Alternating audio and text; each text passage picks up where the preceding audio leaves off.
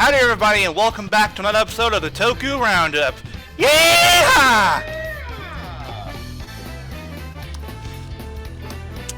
I of course am your kindest and most beloved overlord, DLBot 2016 and Roto God Extraordinaire. And with me I'm joined by the flamboyant flyer, Fletcher Guy 98. Korin! Oh, jishite. The gaming monk Mildra. School.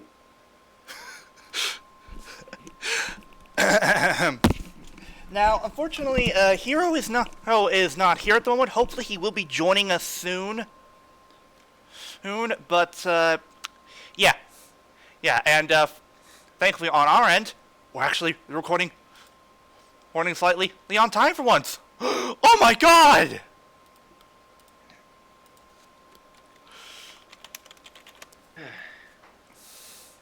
Or, all right, but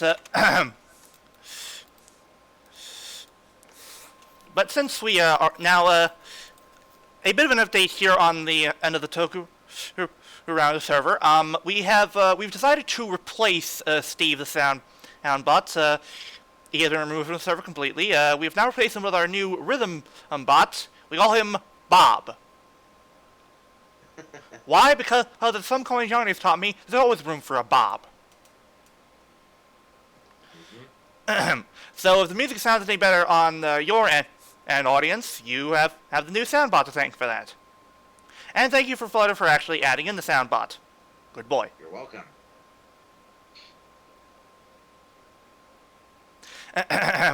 But yes, now that we've done that, it is time to go over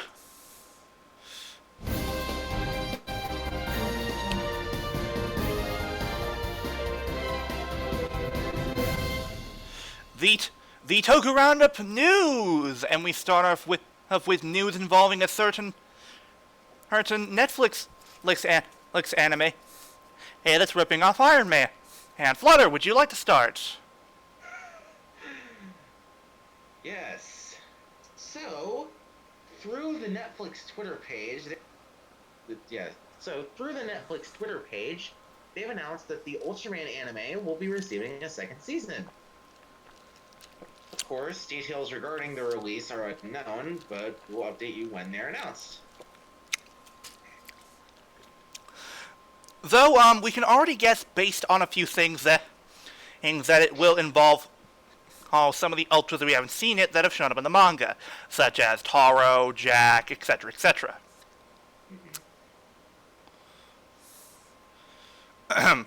Now, while I personally have not seen it, I'm excited that this is getting a second season, since, well, something that's good looking as this really doesn't deserve to be restricted to a one-trick pony. Agreed. But, yeah, and despite Netflix's shoddy track record lately with anime, this is actually legitimately good. But moving on from that, we also have news involving Otaka-con. Otakon. What? Otakon, whatever. Milja, would you care to take this one? I'll take this one. Kikuko Inoue and Toru Furuya announced as guests for Otakon. And because of the name, I have to say, God damn it, Huey. Otakon has announced that two veteran Sentai voice actors will be appearing as guests. Those being Inoue, the voice actress who voiced Insarn and Gokaiger. She is also known for many other roles, including Tasumi Tendo in Ranma 1/2, Belandi and My Goddess, Tatra in Magic Knight Rayearth, and Rubina in Sailor Moon Super S. Among many others. Huh, that's interesting. Many others. She is appearing alongside Toru Furuya, the voice actor for Aka Red and Prism Ace in Akiba Ranger. Or Akiba Ranger Season 2. When it Ha! comes to the anime, he is known as the voice of Amuro Bitch. I mean Amuro Ray in the original Mobile Suit Gundam series, and Ribbons Allmark in Gundam 00. Yuma Hoshi in Star of the Giants, Pegasus Seiya in Saint Seiya, and I can hear Ulti screaming in the distance. Oh, it gets worse. It'll get worse when, yeah. Um, the bitch, I mean Yamcha and the Cybermen in Dragon Ball. Does that qualify as him screwing over himself? Pretty much. Let's go with yes. Kyosuke Kasuga in Kimagure Orange Road, and Mamoru Chiba / the Tuxedo Mask in the Sailor Moon series. Which, if I recall correctly, that means he would also end up being the voice of at least one incarnation of Casher. Ah. Otakon is held from July 26th to 28th in the Walter E. Washington Convention Center in Washington, D.C. And is one of the rare cases where something Washington related doesn't shit the bed. Exactly. But yeah, that's it. That sounds interesting. Nice that we're getting some voice actors that people probably are familiar with for cons. Usually, sometimes when it comes to small conventions like these, you're struck with not to ruin anything, but usually dollar store discount on VAs and guests. Yeah. Oh, and Mildred, to comment on to answer your comment on about Casher, and he was Casher and Casher since.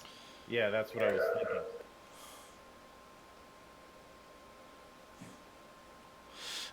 But yeah, for those of you who are going there, look forward to this convention.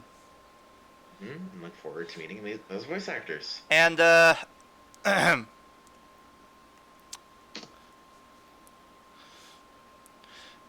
now moving on, we have. Oh dear Lord, what the fuck is this? Yeah, this again. You can take this. So, a commemoration event for Deno and Hello Kitty has been announced. It will be held at Sanrio Puro Land on July 7th and features a special stage show that includes Yuichi Nakamura, the actor that played Yuto Sakurai in Girl Kamen Rider Zoronos, alongside various other actors or other characters from the series. More likely the Imagine. More than likely the Imagine. Tickets are priced at 5,800 yen, or $54.05 each, and include a Puro Land passport to enter the theme park. Primary pre-orders are available, and general tickets will be released on June 25th. Yeah, not really sure who in their right mind came up with this idea, or if one should consider it either a stroke of genius or the workings of a madman. Let's go with both. Oh, because Japan. And yeah. In addition to that, we have information on the Garo Moonbow Traveler movie. Mm-hmm. I'll take this. Right. The official Garo Project news blog has revealed more information concerning Garo the Moonlight Traveler, Moonbow Traveler, or more specifically that the film will receive early screenings in the summer. Tickets are currently available and are priced at 2,000 yen or $18.64 for each screenings that are only going to be held in theaters in Tokyo, Kanagawa, Osaka, Aichi, Hokkaido, and Fukuoka. Yeah. The screenings will be held on July 25th. Other information for the films includes Satoshi Matsuda, aka Ren / Kamen Rider from Miyuki. Again, this is what happens, and when you kill him and Riot, our Miyuki guys. Yeah. He plays a mysterious masked villain, and the ending theme is theme is Raiga, Moonbow Traveler, performed by, of course, Jam Project. The film will be released on October 4th. It's nice Timely. Yeah. It's nice for the film to receive early screenings. Makes sense, and it makes sense it's coming out in October. However, it is the month of All Hallows Eve. Mm-hmm. Which, by the way, this month for THR movies, we really should try and we really should try and watch another Halloween movie. Yeah. Anyway. But yes, moving on from that, we have news involving Lupin's daughter. Mildred, you want to take this? I'll take this one. Hiroshi Fujioka, the actor who played Segata Sanjuro.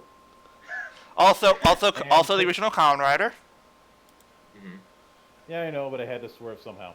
Yeah, I know. Koji Seto, the actor who played Wataru Kurenai, aka Kamen Rider Kiva, have been cast in Lupin's Daughter. The series marks Fujioka's first appearance on a series that is airing on Fuji TV since 2001. Wait, this is a TV series? Holy shit, that's actually impressive. I thought it was just a movie. When asked what his thoughts on the project were, he expressed very much interest in the story and premise of the series, while being excited to work with such talented actors and actresses whose work span many generations. He also enjoys the concept of thieves from the past and the present to be interesting, and hoped that the series would be extended, possibly even in a film. When he asked if he had any messages for his fans and viewers, he stated that the series has a new approach for the Reiwa era, and is both a human and historical drama that has the feel of Showa, Heisei, and Reiwa eras. He hopes that viewers enjoy the series and feels that it's a breakthrough in terms of the visual world. Koji Seto has been cast as Kazuma Sakuraba, who is the son of a family of police officers, and Hiroshi Fujioka has been cast as Kazuma's grandfather, Waiichi Sakuraba. The series has a romantic comedy and will air on Thursday nights at 10 p.m. JST, starting in July. You had me, and then you lost me. Hey, look, you've got Mildred's attention, and it's gone. See, I was thinking this would be something interesting to watch, and then you said romantic comedy, and into the trash it goes. Hiroshi, I love you, man, but I don't do romantic comedies. Yeah, dude, word of advice. Stick to being an action star. You're better at that. Yeah.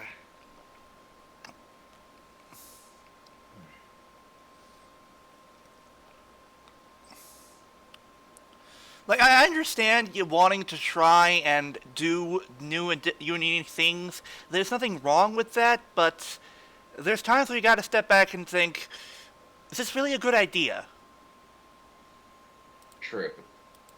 Alright, next up we have, the Super Ultraman Home of Monsters project. I'll take this. Alright. Alright. Subaraya has revealed a new project concerning Ultraman which focuses on the kaiju in the series. Where have I heard this before? It is titled Home of the Monsters, or Kaiju no Tsukima. Sumika, yeah. Sumika.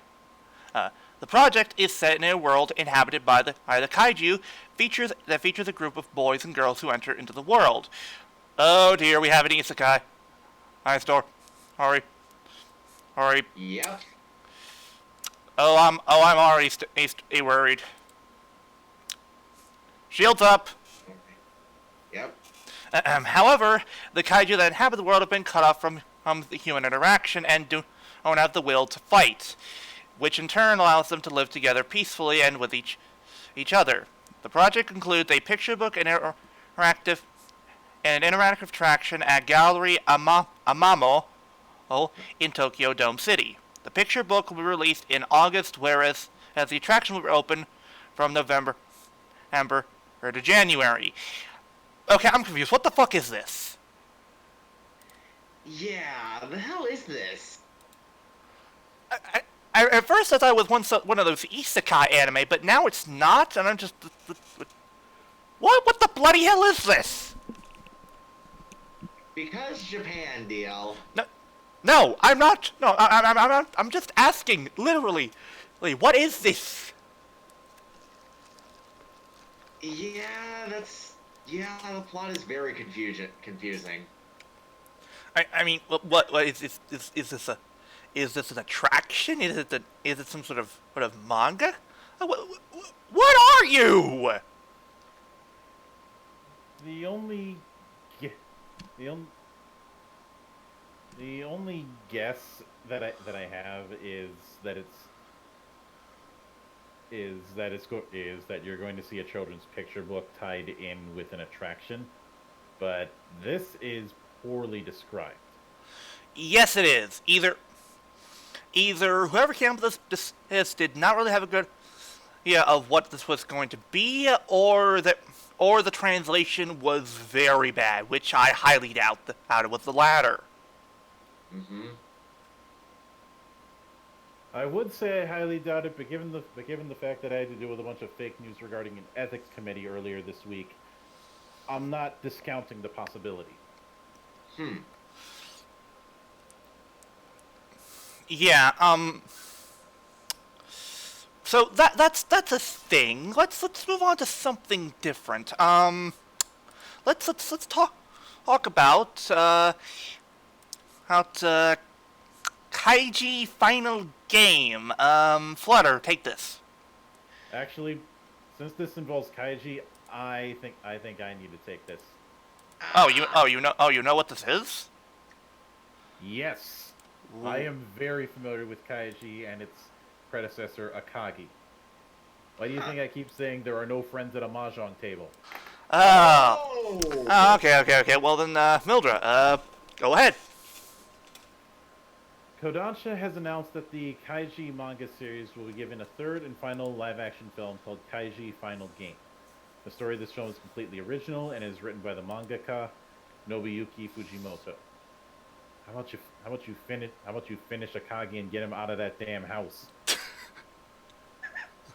Toku actors that have been cast in this film are Makenyu Arata, aka Dark Drive in Surprise Future, Minato Hirose, and Sota Fukushi, aka Forze, as Kosuke Takakura.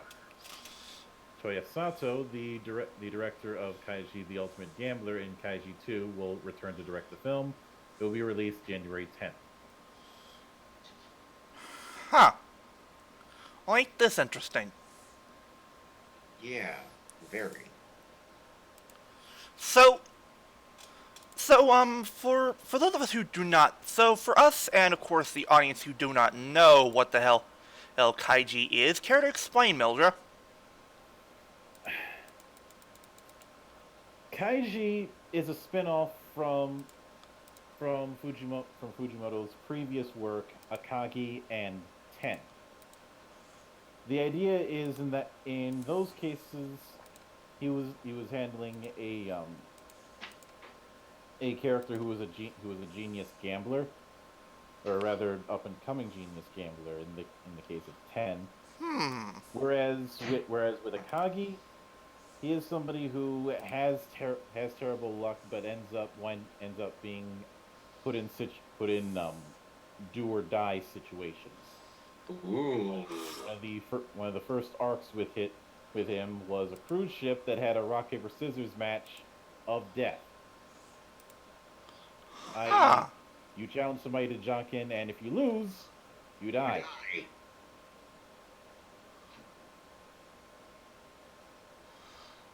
Never mind the fact that the last arc before it decided to go into eternal limbo, with Akagi, was this idea that you would be doing a reach mahjong match, except instead of losing points, you would be losing blood.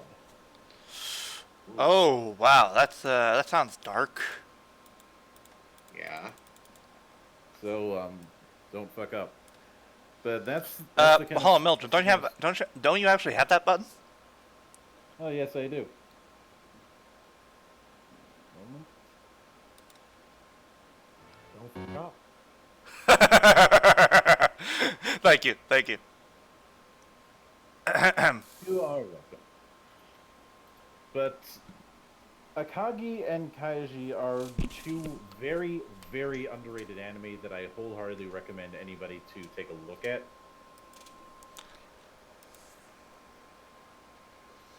Hmm. Especially since they don't if you're more of a fan of older style storytelling, older style art styles, like the kind that you might see in the 70s and 80s, you'll fit right in, because the big problem that a lot of people complain about with both series was their art style looking too old school. Personally, Ah. I find that kind of argument ridiculous, but it's the argument that people made. Hmm. Yeah, it seems a little ridiculous. What's to complain about?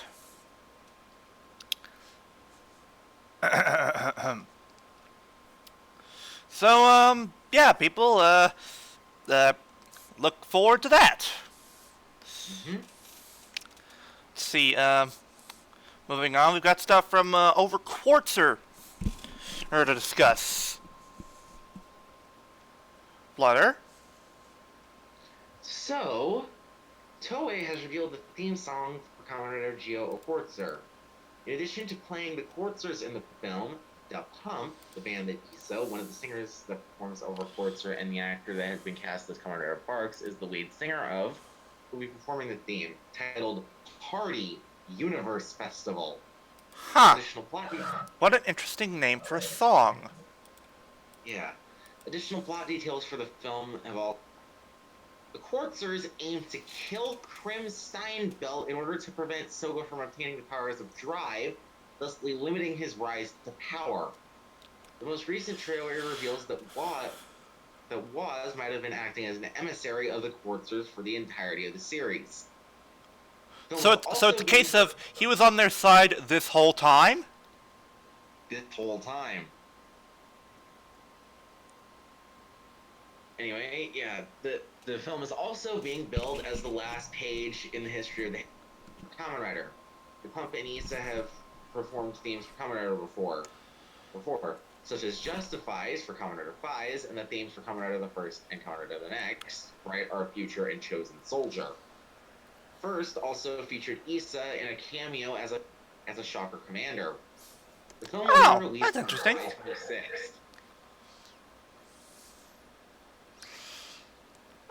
It's nice. It's nice that they're also getting that. They're being able to do the main theme of the movie, in addition to playing the villain. That's gotta be pretty cool to do. And I will say, I like this idea for the premise. The idea of them basically killing one of the riders so that Sogo doesn't obtain the power. And I'm assuming that this is to prevent him from getting the Oma powers, not the grand powers, since he already has those.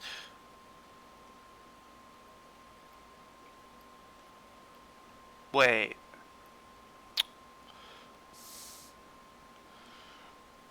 I just had a thought. Shoot.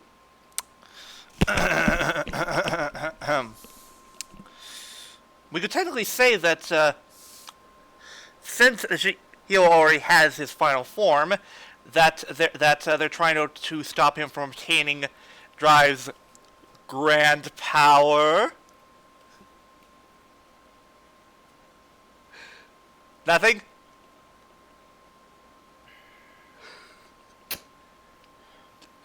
You fucking numpty! I expected that kind of response.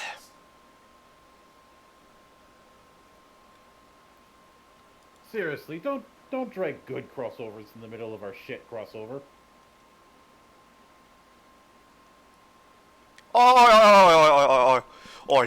Geo is not a bad Yeah, crossover. I know. I'm just getting. I'm fucking with you. Okay then. Now, in addition to stuff for Overcourt, sir, we have information regarding Build New World Greece. I'll take this. Toei has revealed the newest poster and trailer for Kamen Rider Build New World Kamen Rider Greece. They both feature Greece's exclusive form, Greece Perfect, in battle. In the film, Kazumi fights to protect his friends as the only Kamen Rider able to transform in the new world. In order to complete the Greece Perfect Kingdom, he must take the lives of the Hokuto Three Crows as the ultimate decision approaches him.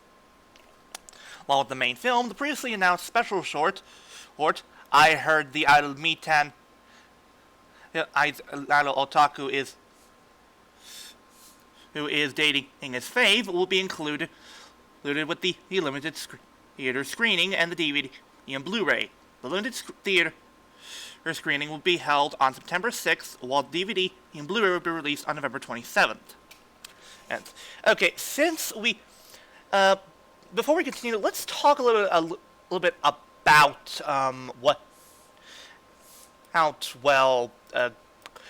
the trailer for Build New World Greece.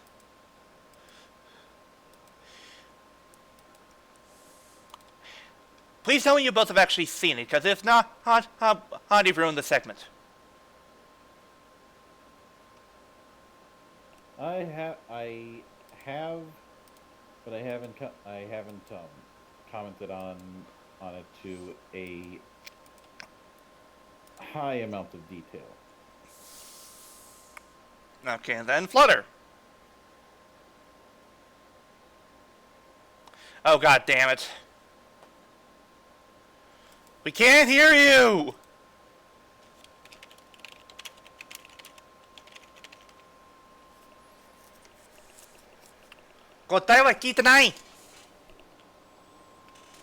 Hello? Flutter? He is, sir, not appearing in this film.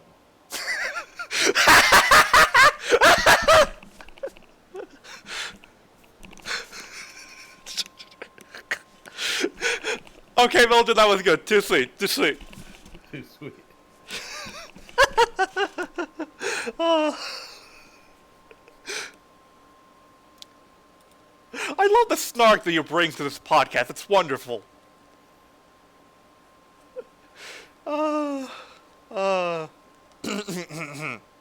Well, since he can't comment it, I will. I think it looks interesting. And, I'm a little bit baffled by the whole comment of he's the only one who can transform in a new world, when we see in the bloody trailer all the writers are transforming. Oops! Someone's getting fired. Someone's getting fired for either spoiling too much in the trailer or doing some bad bloody translation. I say a little of column A and a little of column B. The only thing that I have to say is, when it comes to Greece, they missed a golden opportunity by never giving him a electricity themed form. Why do you say that? What's the most common form that electricity is going to take in the sky?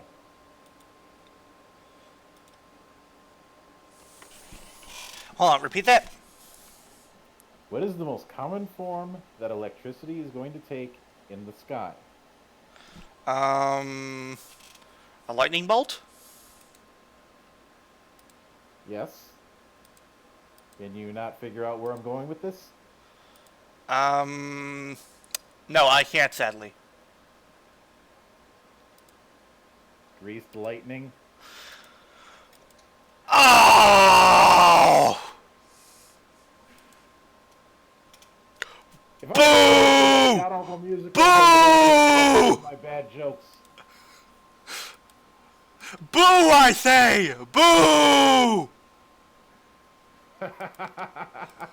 Hold on. I have a special button prepared for these occasions. Give me a moment.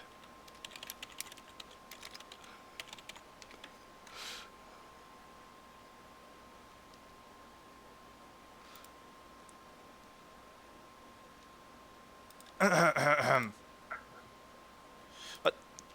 Do we have a flutter? Can you hear me now?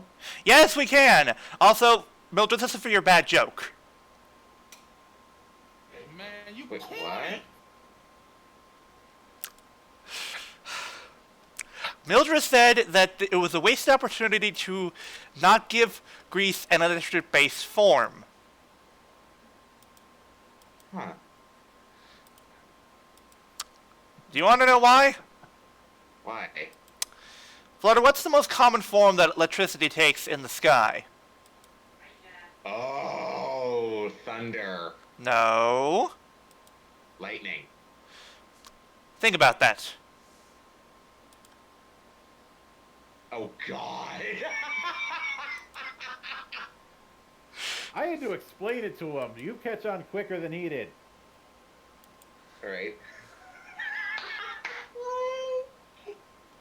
Again. Again.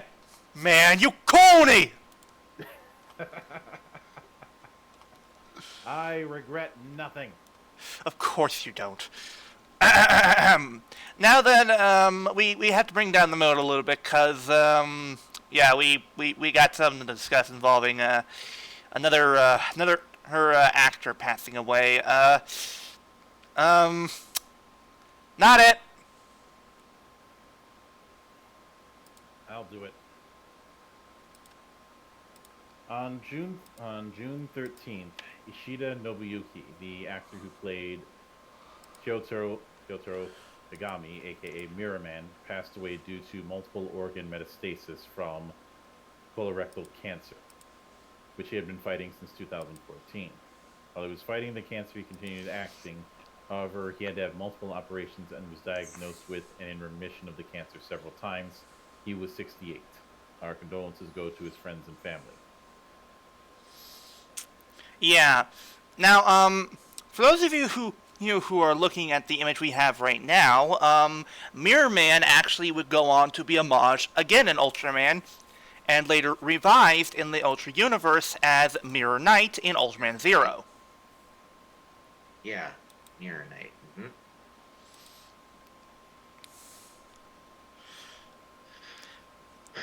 And honestly, I don't think one could ask for better when it comes to something like this, because even though it's not really Mirror Man, it's still a spiritual successor of some kind to the character, and is acknowledged in the main timeline. And honestly, I think it's the best kind of recognition one could ask for when a character's been so obscure for so long. Yeah.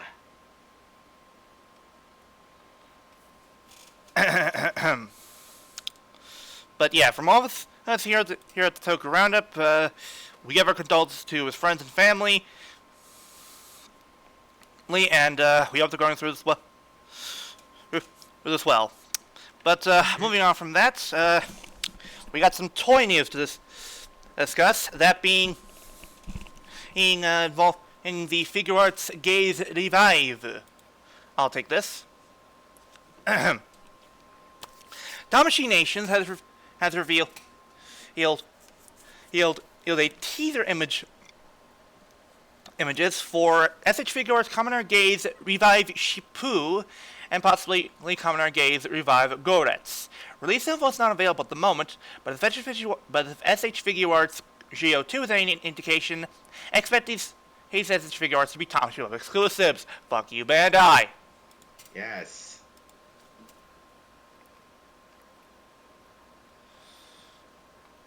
But I will say, I am hoping that for this they decide to actually make the figure able to change from Revive Shippu to Goretsu. Instead of releasing them individually. Yeah, honestly, I think we've moved past this in terms of figure arts. We now live in a time where the technology and sort of manufacturing is possible to where you can basically make one figure look like something else with just a few different swappable parts. Besides, they're releasing a Shinkocho Seiho of O's with the combo change gimmick. Yeah, honestly, all you have to do with Gaze Revive is remove the chest, take off the wings, remove the head, and then put on some new shoulders, a new chest piece, and a new helmet. Boom, you're golden. Yeah. Oh, and also you have to give the knuckle, well, of course, but you got what I'm saying. Yeah.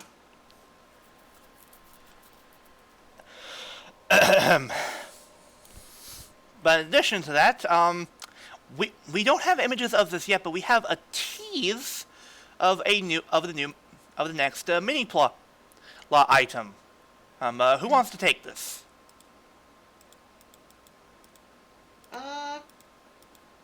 I'll you go ahead and take this one. I'll take this one. Super Mini Plot Taiyo Sentai Sun Vulcan items teased.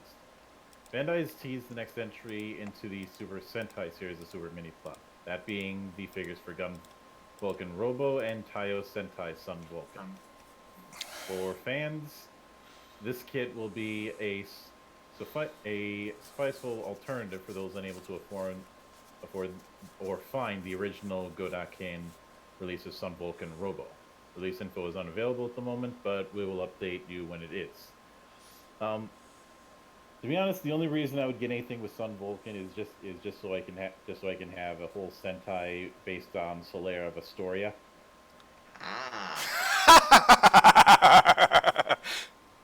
Oh my god! Now I have a wonderful image of that mecha doing the pose. Yeah. Praise the sun. Praise the sun. It's honestly nice that we're getting these nowadays, since it's a nice alternative to basically trying to track down the original versions of these things. And it's basically like getting a more updated version of it, but with much better articulation. Yeah.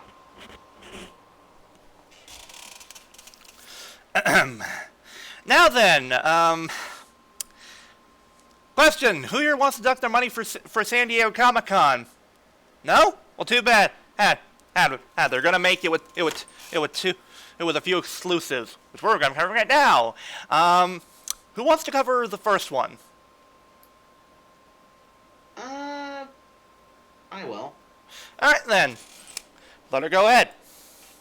So Hasbro has revealed a San Diego Comic-Con exclusive 2-pack for the Lightning Collection. That 2-pack includes Lightning Collection MMPR Red and Zeo Gold. 2-pack comes with civilian Jason heads for each figure, the Power Blaster, the Gold Ranger staff in both modes, Blade Blaster, Dragon Dagger, and Power Sword. The 2-pack is priced at $50 and will be available for fans that are unable to attend San Diego Comic-Con on Hasbro Pulse starting July 22nd.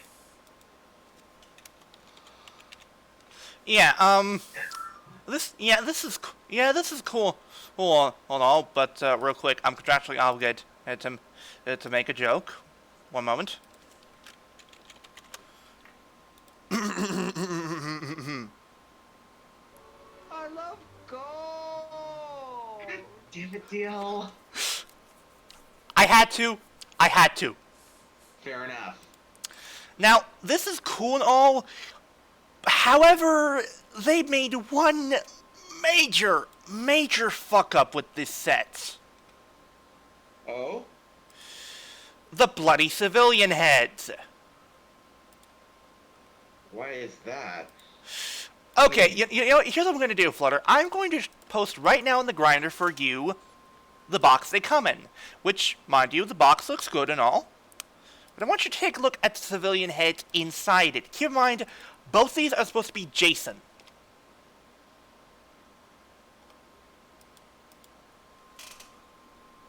Let's see, let's let that load.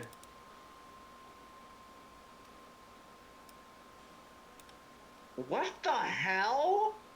Oh my god, what is wrong with your face? Exactly.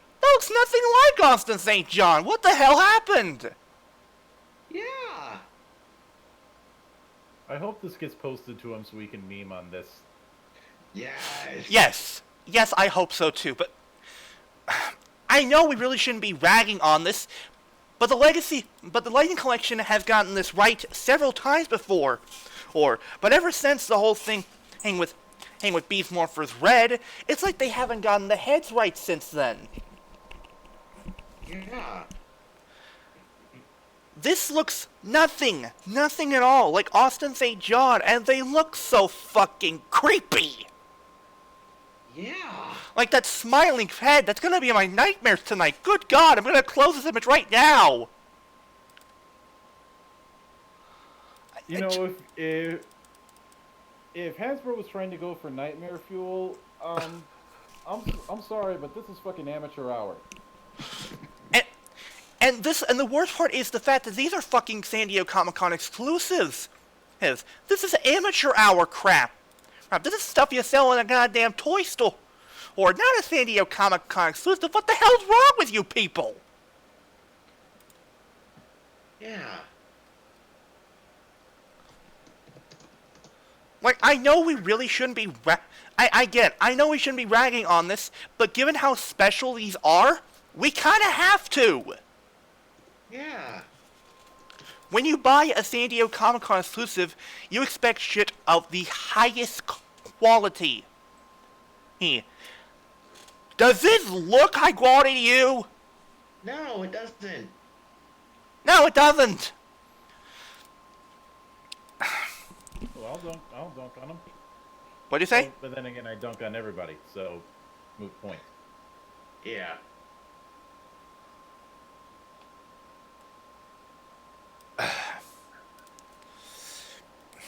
I'm at least appreciative of some of the accessories it comes with. Like, it has the actual power blaster. That's nice. Nice. And the Gold Ranger, the Ranger figures, they look great. They look accurate and such. Overall good.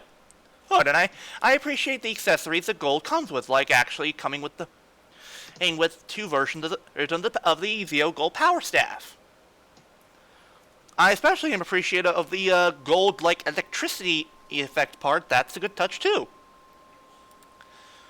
But I'm sorry, one of the things that started setting the Lightning Collection apart from the Legacy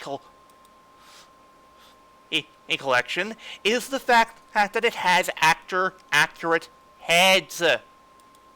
You guys really can't really qualify this when the actor heads not only look inaccurate but bloody terrible. Yes. Honestly, I'd say wait for these to go on discount, because I doubt not many people are gonna buy this. Granted, I know a few of them will, because a lot of them are filthy Mighty Morphin casuals. Ugh. But honestly, wait for these to go on discount somewhere, where you shouldn't be paying full price for these for this set. Yeah. Austin St. John, I love you. Yeah, but this ain't worth $50. No, it isn't. Whereas At the very least, it should be $30. $30 is the maximum you should pay for this. Yeah. No more, no less. Mm-hmm. Now, thankfully, for you Toku fans, there's also something else you can whet your appetites with in terms of exclusives on San Diego Comic-Con. That being a Hot Wheels car? More specifically, a Hot Wheels car of Spider-Man's car. Ah, yes, the Spider Machine. I'll take this.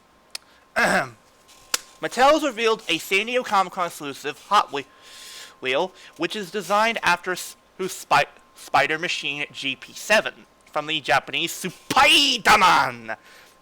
The 1/64th scale Hot Wheel represents the vehicle, the Takuya Yamashiro used while fighting the Iron Cross Army, which is needed to form Leopardon. It features die-cast parts, real rider parts, and it is also priced at $15 and can be pre-ordered at Mattel's online store, and can also be purchased in person at Mattel's booth, starting on July 17th. The item which is day 0 of San Diego Comic-Con. Yeah.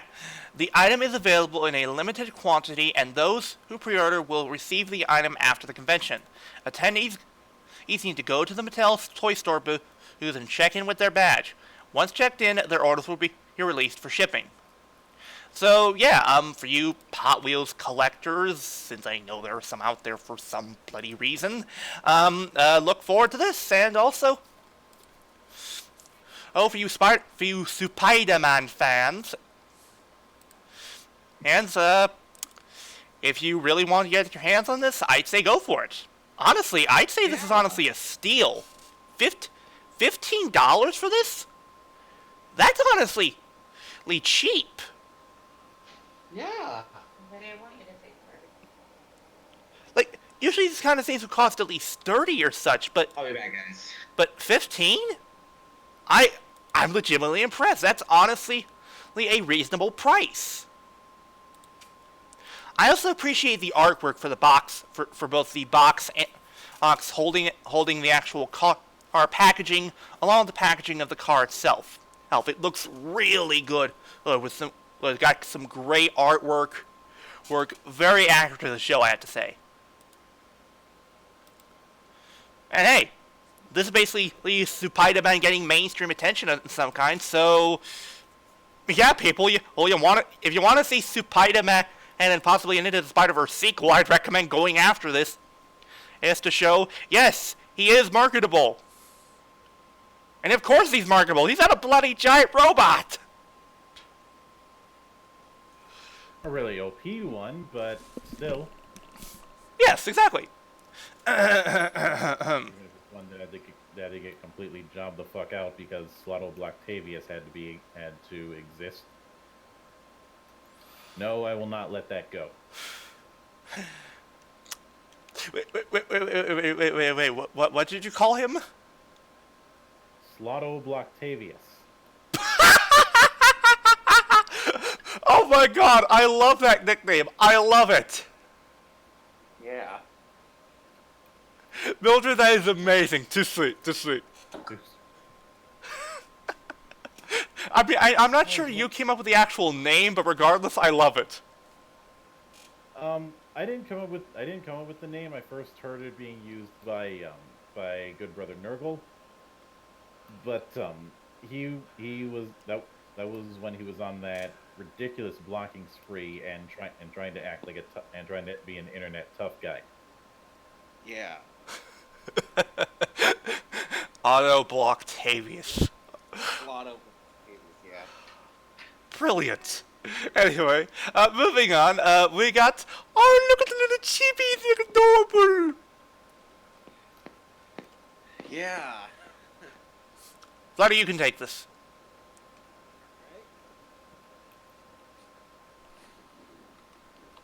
So, down.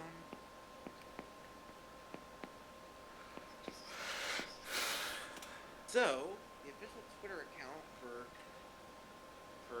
Kishiyu Sentai Ryu Soldier has revealed that TV plushies for the Ryu Soldiers will be available to purchase.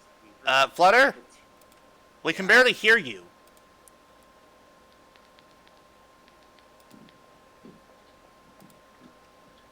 Hear me now? Better, thank you.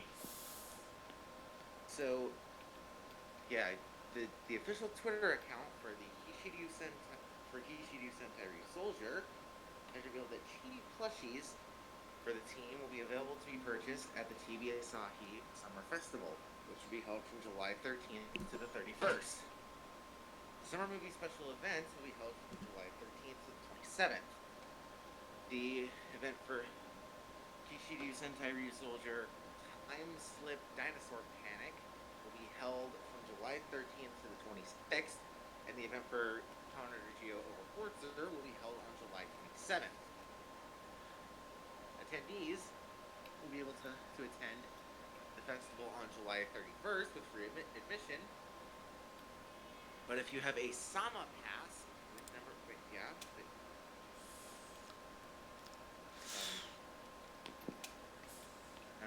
a Sama pass with a numbered ticket, priority admission will be given. During the festival, plushies for all 6 of the soldiers will be for sale. I know, Mom. I'm sorry.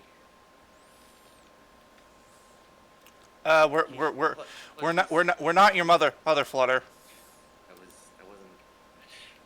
You're breaking the first rule of television.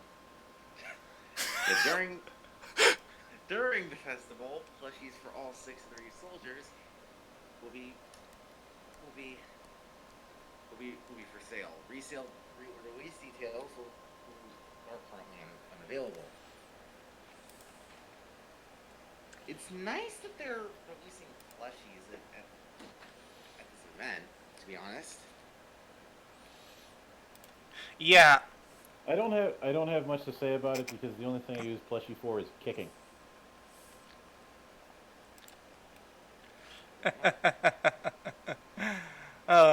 But It's kind of like what I do. It's kind of like what everybody has seen that I do to rabbits every time I see them in games.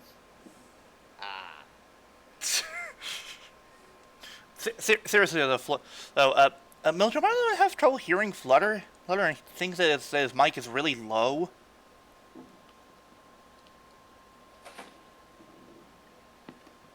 I'm seriously asking. That's because technology is getting its revenge for all of the Wikipedia reads.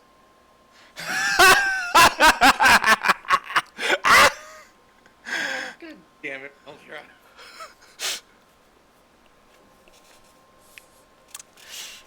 Yep, you know, Mildred makes a very valid point, Flutter.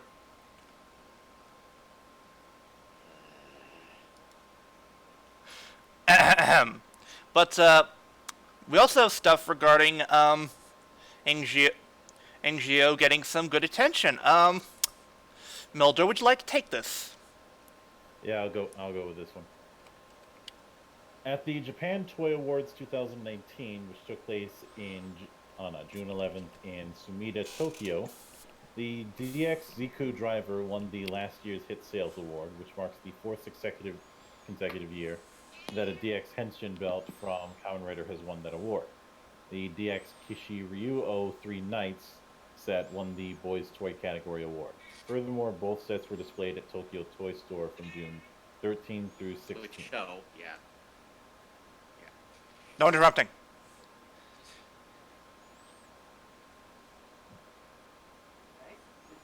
It's nice that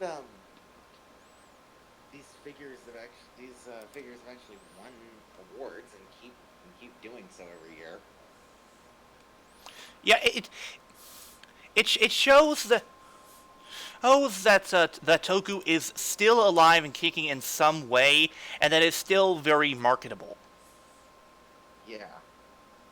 Which I feel is one of the most important things of all. I know that I know that we also rag on the fact that Toku needs good story and such, but at the end of the day, for Toku to be as successful as it is, it needs to have a good marketing and, of course, good reception. Right. And the fact that Rider has been this consistent with how good their belts have been shows me that Rider is not leaving anytime soon, and the fact that 3 Knights won an award this year shows that this time they learned their lesson from last time with Sentai mechas. Don't get me wrong, I love Lupin Kaiser, but I'll admit it's a little annoying on how much you have to buy and make the bloody mecha. When with Kishiryu, even if you buy the base mecha, you can still form something. Right. Also, less top heaviness. Yes, that is also very true. Thank you.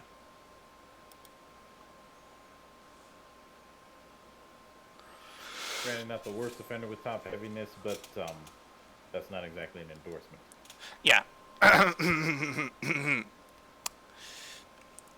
But yeah, moving on from this, we got stuff involving Taiga again. Mm-hmm. I will take this, since I know Flutter will want to cover the next thing.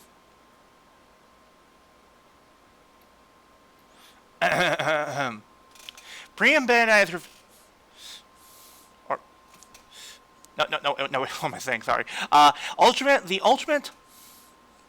Bandai has revealed that he'll a campaign for Ultraman Taiga, that being the Taiga Taro-like campaign. To obtain the item, fans need to purchase DX Taiga Spark or DX Ultraman Taiga Complete Set. Keep in mind, the campaign item is extremely limited. Not surprised there. Yeah, neither am I. Oh, Hero! Hero! Excellent! Ladies and gentlemen, welcome Hero to the recording.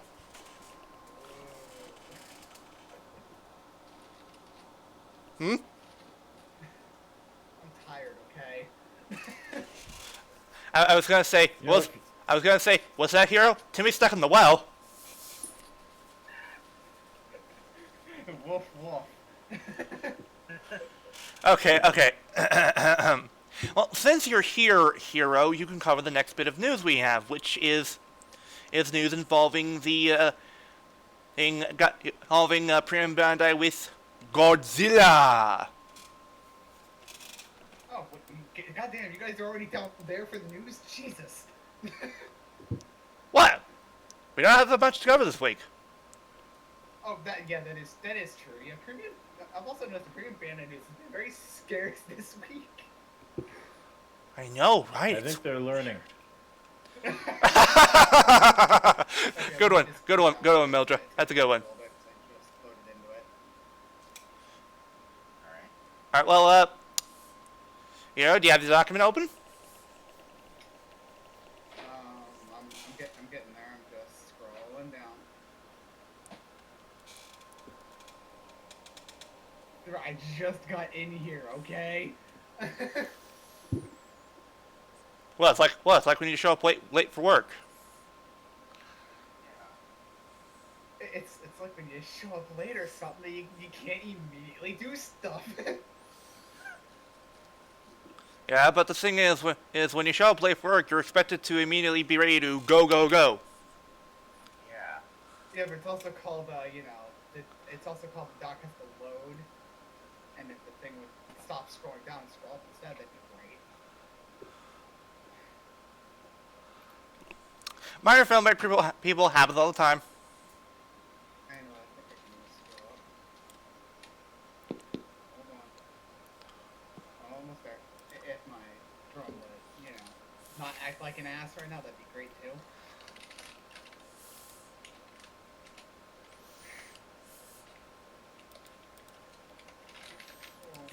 Oh, finally, Jesus Christ.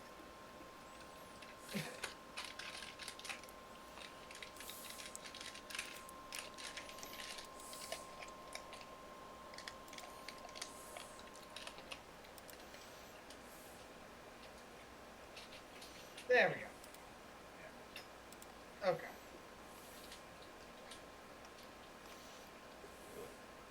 Alright, so I'm doing the ring and necklace thing then? Yes. Go ahead. So assume that's what I'm doing. Yes. That's what I said. Yes. Go ahead. Alright. Well, Premium Bandai has revealed the next entry into their line of Godzilla or jewelry items. Those being a 65th anniversary ring and necklace. The ring is a reproduction of Godzilla's spine using silver 925, and the three-dimensional effect of the ring is emphasized and expressed realistically. I mean, you would hope it's 3D. I mean, it's a ring. Like, you would hope so. Alright. It is characterized by having spines attached to each part of the ring and four reams. Then there's the necklace, which is a reproduction of Godzilla, also using silver 25. is measured at 45 centimeters. The ring is priced at 16,200 yen, or $150 and 96 cents taxed. Pre-orders are available till July 15th, which is in August. Then there's the necklace, which is priced at 10,800 yen, or $100 and 64 cents with tax. Pre-orders are available on the exact same day. Will ship. Well, they were available on that day, and will ship months. I see. Not surprised we're getting more merchandise for the big G and the anniversary. Yeah. And plus, like I said, If only Japan would actually put out another movie. Right. Oh, come now, Mildred. That would take effort. And Japan's not always all about that shit.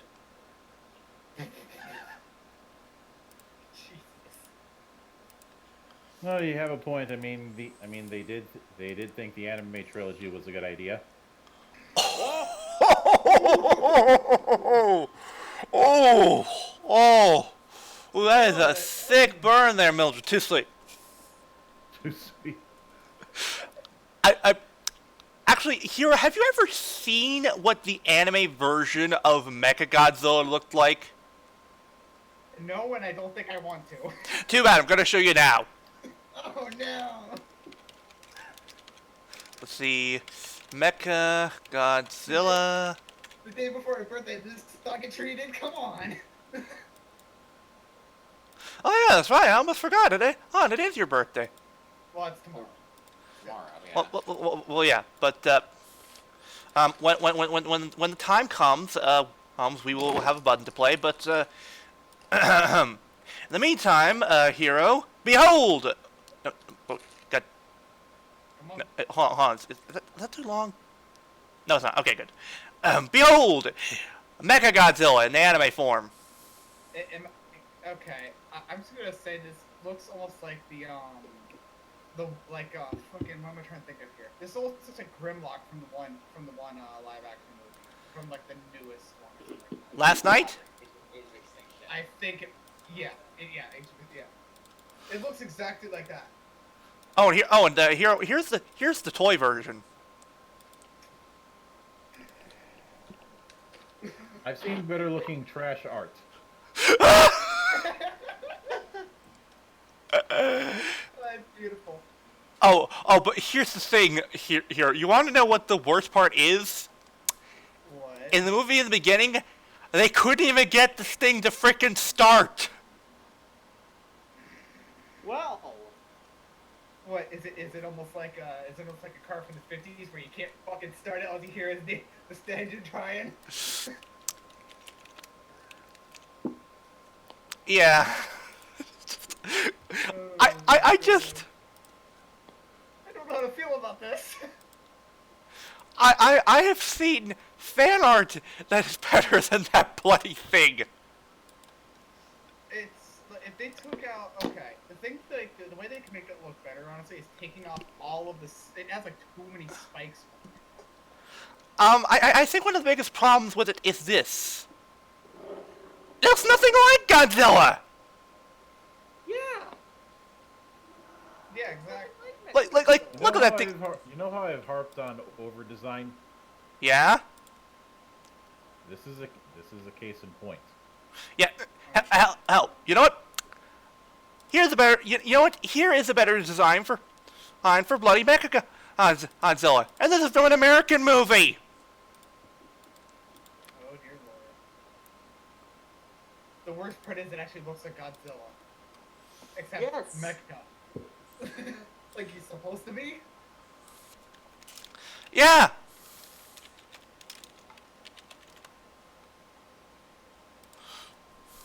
Like, holy shit, that looks so much better. Or why is that not the anime a version? I know, right? When America can make a better Mechagodzilla than bloody Japan, you know you fucked up. Yeah. The ones who made Godzilla in the first place and then made Mechagodzilla as a threat for it, and then we make it better. There's clearly a problem here. Yes, there clearly is. But anyway, we've harped on this too long. Moving on, we have stuff for Psycho Battle. I'll take this. Alright then, the floor is yours. So Korean Bandai has revealed merchandise that was originally sold at an exclusive screening of Super Sentai Psycho Battle last week. The items that are available include a muffler towel, which is printed with the helmets of the Oddball team and their respective team names next to the helmets. It also features text to include the exclusive screening event, which the rest of the merchandise does as well. The texture of the muffler towel is different from a cotton towel, but it can absorb water. It is approximately sized at 120 centimeters by 20 centimeters and is made of 100% polyester. Next is a mini cloth, which can be used as either a glasses cloth or a towel. It features the same print as the muffler towel and is sized at 200 millimeters by 200 millimeters and is made of 90% polyester and 10% nylon. Next is a t-shirt, which the front of shows the helmets of the members of Team Oddball with the Super Sentai logo behind them. The back of the shirt not only has an indicator of the screening, but also has a list containing their respective teams of the members of Team Oddball and their team logos. Finally is a tote bag. It is a tote bag which has the same design as the t-shirt. It is measured at 48 centimeters by 40 centimeters by 15 centimeters. It is made of 100% cotton. The muffler towel is priced at 1,620 yen or $15.10 with tax. The mini cloth is priced at 540 yen, $5.03 with tax. The t-shirt is priced at 3,240 yen, $30.19 with tax, and the tote bag is priced at 2,700 yen or $25.16 with tax, and every item will ship in July. Wow, Yeah. that's a lot of merchandise. Mm-hmm.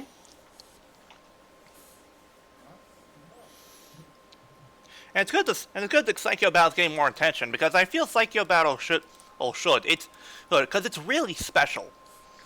Oh, yeah. I mean, despite the cop out with Rita and how underwhelming the finale of it was, we all admit we still enjoyed it a lot. Oh yeah. Oh, yeah. I enjoyed it. I'm just waiting to see how long it's gonna take before we see a director's cut. Well, we know it's coming, and we just don't know when when it's happening. Actually, we do. Oh, when is it?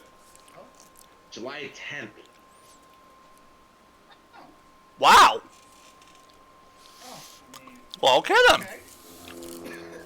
okay. Okay, who's evil enough for the next one? I mean, Dio, go ahead. He's your boy. I mean, I have to deal with Ulti now, so like. Well, before that, here's the thing. Back in the day when the Toku Roundup first starting off, we basically had a few people who were assigned to do the imitations of jingles for the stuff for Build, and I was assigned to do jingles for the Evil Driver, and you're going to see why.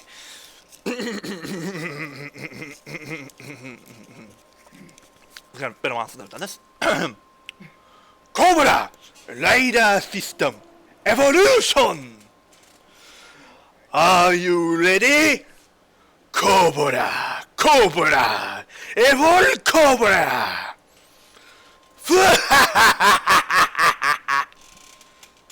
Okay, I'll say the laugh was goddamn spot on. Like, Jesus Christ, man. What can I say? I'm good at doing evil laughs. But of course I have to do it for the other two. Dragon Rider System Evolution! Are you ready? Dragon! Dragon! Evol Dragon!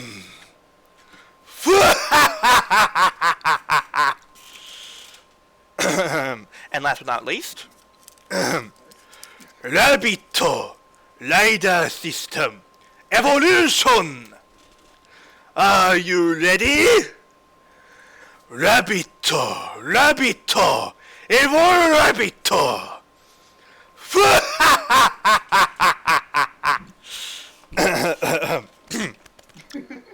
Been a while since I've done that.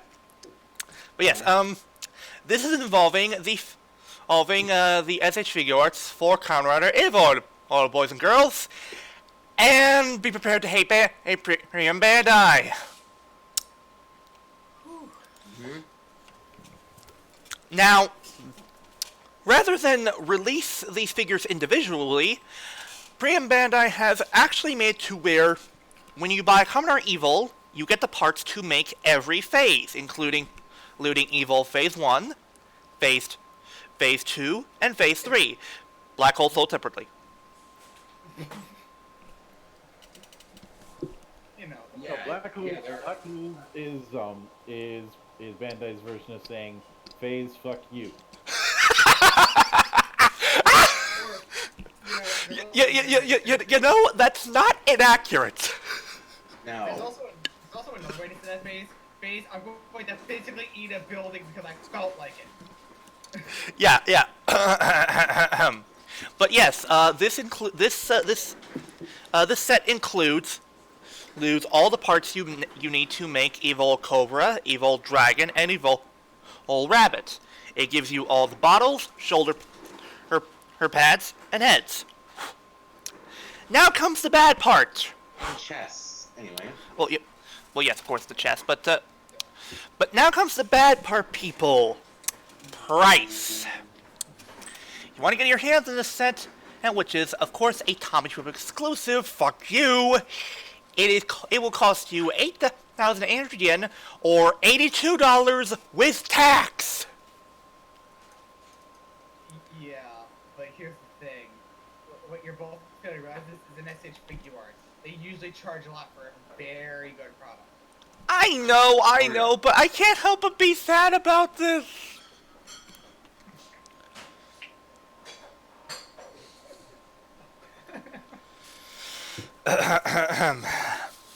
It will ship in November, so hardcore Evil all fans, get ready to get in contact with your middleman.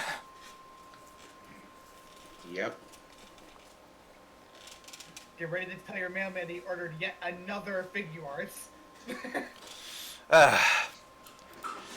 I will admit, though, I'm glad they didn't cut any corners when they decided to release this set. I would have been really annoyed if they had released these figures individually, but no, they decided to actually make it so you can create all three phases of Evolved with one set. I think that is very, very good, and it does not feel like it. On one hand, I would say, good job, Bandai, but then I would say, oh wait, you made this an exclusive. Fuck you!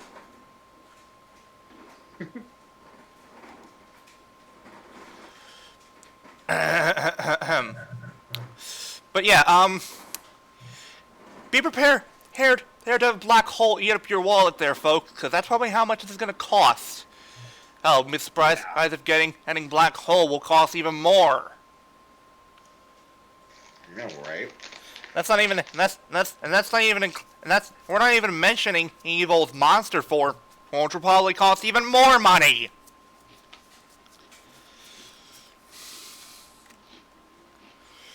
Sometimes I wonder if Bandai is secretly run by Evolve.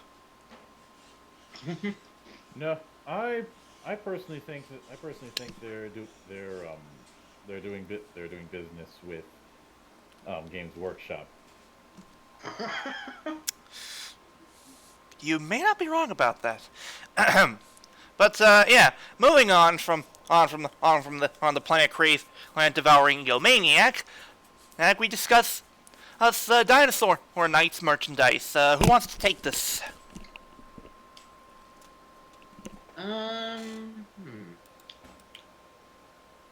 Not it. Not it.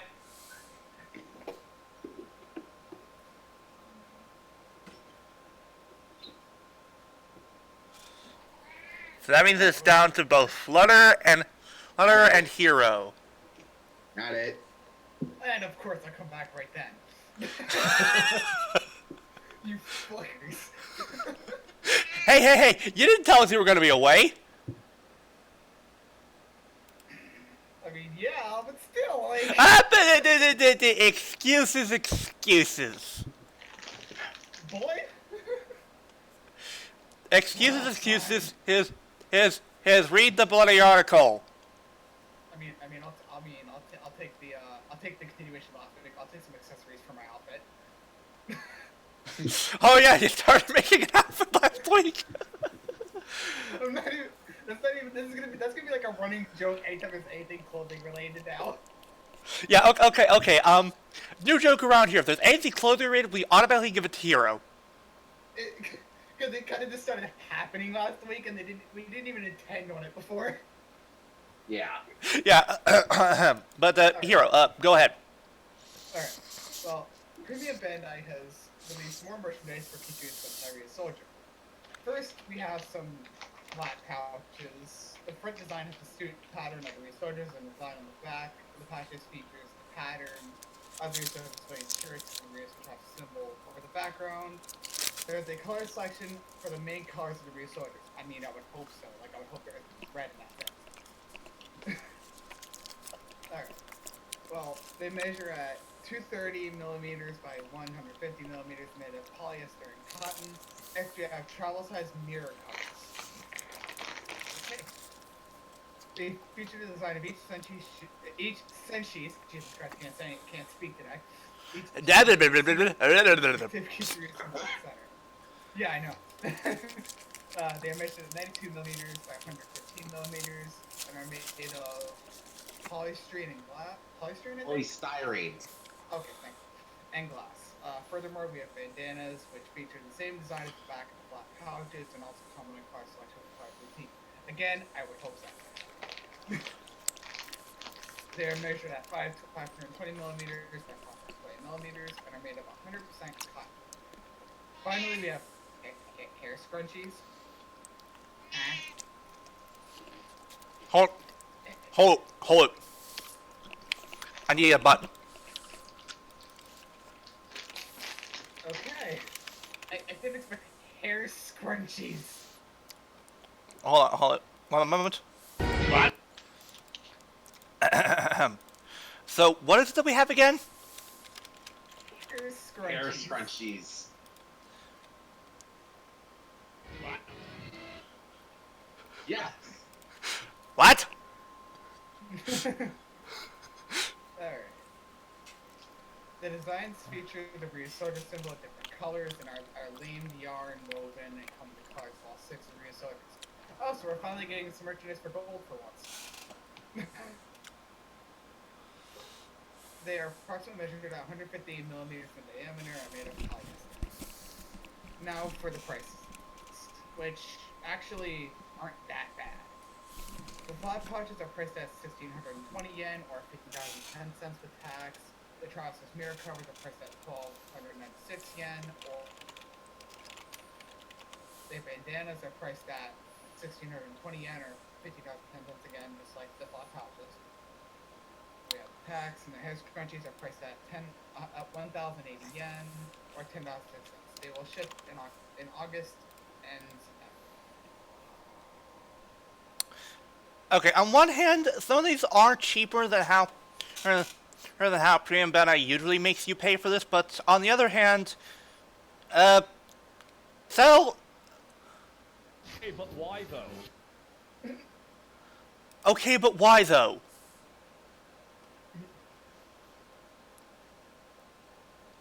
Yeah. Like, okay, some of these I can understand, but hair scrunchies?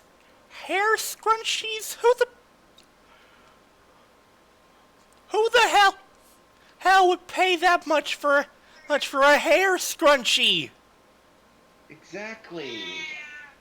I mean, I know I'm throwing somebody on the bus for this, but I'll think. You're saying that Ulti would pay this much for a hair scrunchie when she probably already has several others she could use instead? No, it's for all 6 of them. Yeah, it's for all. I'm pretty sure it's for all 6. It's not just coming with one scrunchie. I think it's coming with all 6 of them. Still, though, is it really worth it? Maybe. I don't know. Then again, I don't think we can even. I don't think we can technically grasp this since we're not really of the correct gender for this little bit of marketing. Hey, Oldie, get in here. Yeah, One problem, she's working. I know.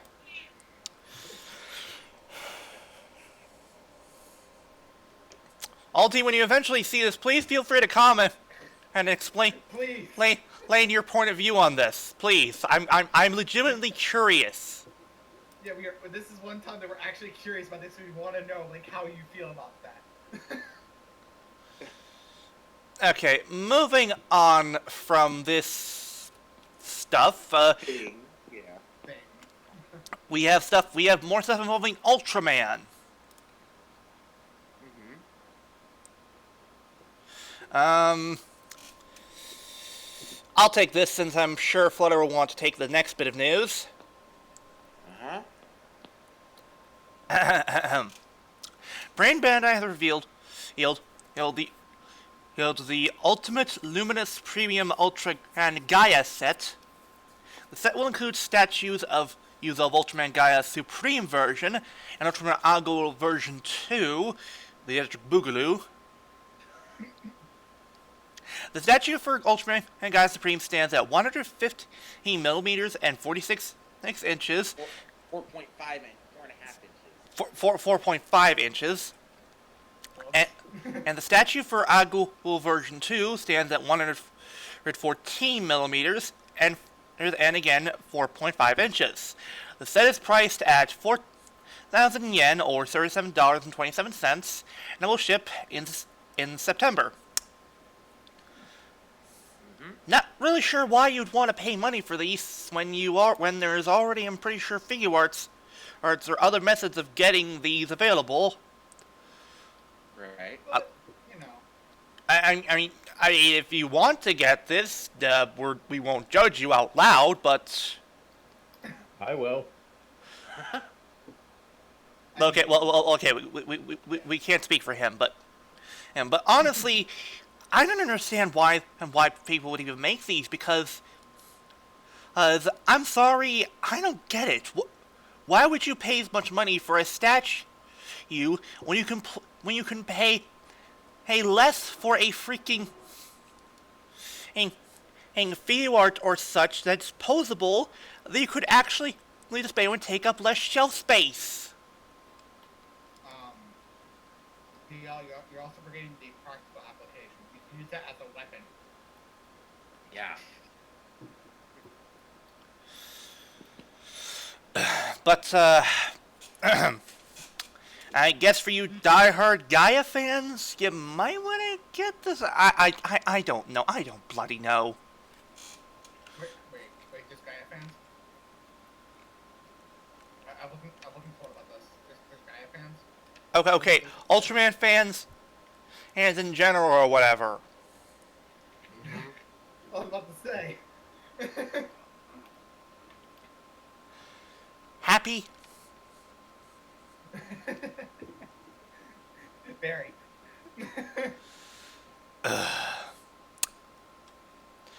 Anyway, moving on. Flutter, do you want to take this? No shit. Premium Bandai has revealed a set of charms themed around Kamen Rider Den-O. The charms in the set are depicting Den-O's sword form, Momotaro's, Urotaro's, Kiintaro's, and Ryutaro's. The charms are priced at 2,700 yen each, or $25.16 each, and pre-orders are available until July 31st. The set will ship in September.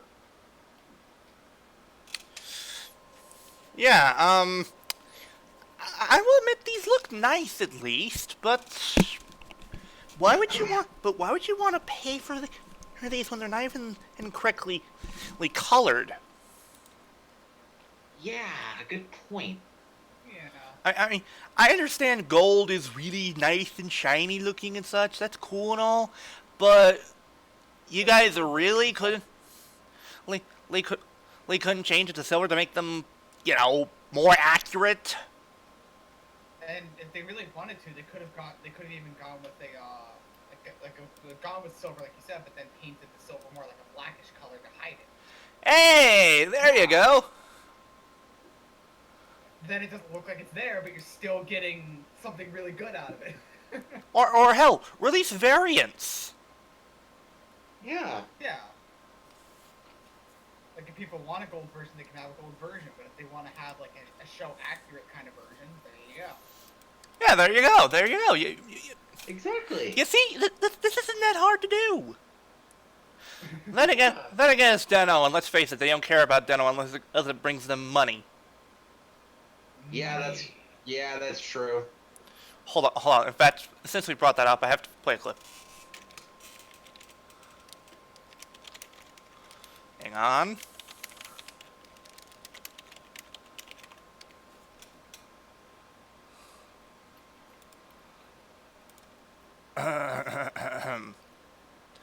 One moment.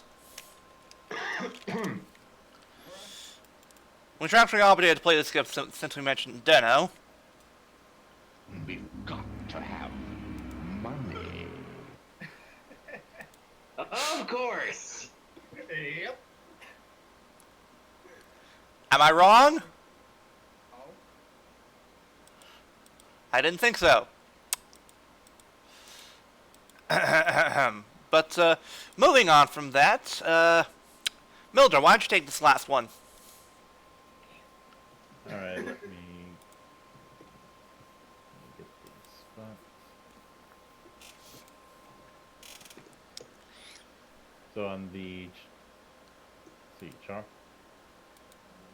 charm shed or mayonnaise?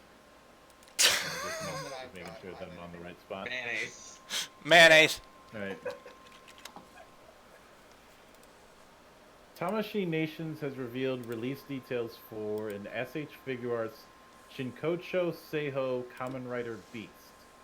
The figure comes with the dice saber, and an accessory set has also been revealed. The accessory sets include his 4 animal mantles, those being Falco, Buffa, Dolphy, and Camelio. It is priced at 7,700 yen, or $71.75, and the Beast Mantle set is priced at 4,400 yen, or $41. Both items will submit in November. Yeah, I will admit, the photos do look very nice, and it seems like they actually went the extra mile and made these actual cloth this time. Yeah. Which is good. I always thought that the mantles thing that they had for Beast was probably one of the more unique gimmicks when it came to a secondary rider. Oh, definitely. Well, 'cause that it and didn't change it's the been a rider while profile. since we've had a proper fencer, and I know what some people are gonna bring up Knight, but Knight is not a fencer. Yeah, and I agree with you on the fencing thing, since the dice saber is very much a fencing sword, especially in the way that he fights, because I know that fencers, when they use the fencing sword, they usually do it simple stabs. Halves, not sword swings. Mm-hmm. Yeah. It depends on what type of fencing sword you're going with, but you're usually standing from the side to some degree, and you're usually aiming for a certain part, unless you're going with Epee, in which case anything goes. Mm-hmm. Yeah. And of course, that's when you count your medals. Boo. Not dignifying that. But I agree with what you're saying, and I give credit to Battle War Genesis, as they did replicate that fighting style. I remember whenever I played as Beast, they usually went for simple stabs and such, with the dice saber. Which is fair, because the first style that anybody learns is foil, which is always going to be thrusts or parrying a thrust, and is always trying to aim for the chest or the torso. Which, by the way, fun fact about Beast in Battle War Genesis, he doesn't get a bike. What you use to travel around faster is he equips the Falcon Mantle, and he basically floats around really fast. Nice. To be fair, it makes more sense than DN's way of traveling. Which is? Basically, he bounces his steps a little bit, and then he starts suddenly getting a humongous burst of speed and runs for like a madman. Okay then. Well, I mean, I think he heard that there were sea cucumbers in the distance.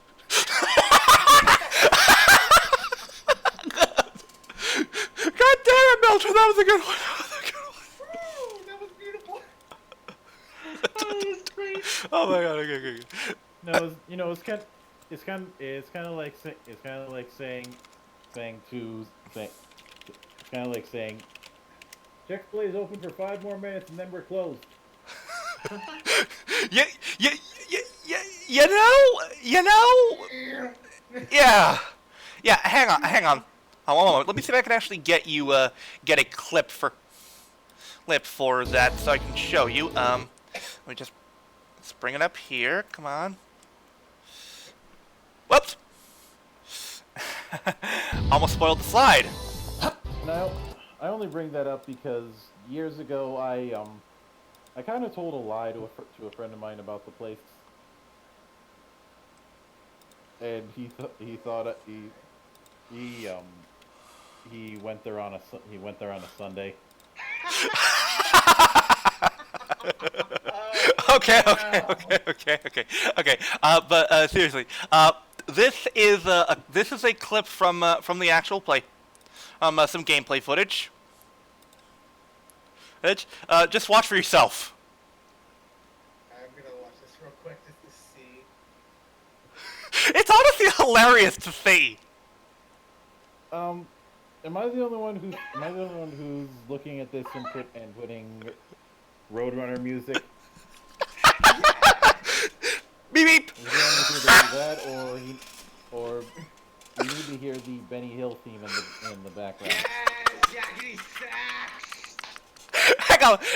Whoa. Let me actually see if I can get the Roadrunner sound. Let's see here. You know, it's almost like he's running. Really has to go to the back. You've never taken a shit while running at full speed. Oh god damn it! Okay. Hang on. Why do you think Sonic is so fast? And after all, both of these guys are blue. Okay. Here is the sound effect in question. What the? You know, and that brings up the second thing. It's like as Tsukasa just looks as he hears and he sees Dion running by. Let out a boo! Oh my god! Okay. Anyway. Yeah, okay, I think we've gone on a little bit too long, but now it is. But now we've done all the news. It is. Superhero time! Starts now. Wait, what? What do you mean there's no episodes this week? Yes, people, we apologize there's no weekly episodes this week, so instead we bring you this hilarious image of Omagio fighting Grand Geo with golf clubs. Yes. So you know that also brings up the point of like now I want to see an orchard. Goddamn it! Now I want to see a fucking rider just based around golf. Please. You know, Hero, believe it or not, I remember in Forza, wasn't there an episode where Meteor actually did golf? I think. I don't remember though. I think there was. Oh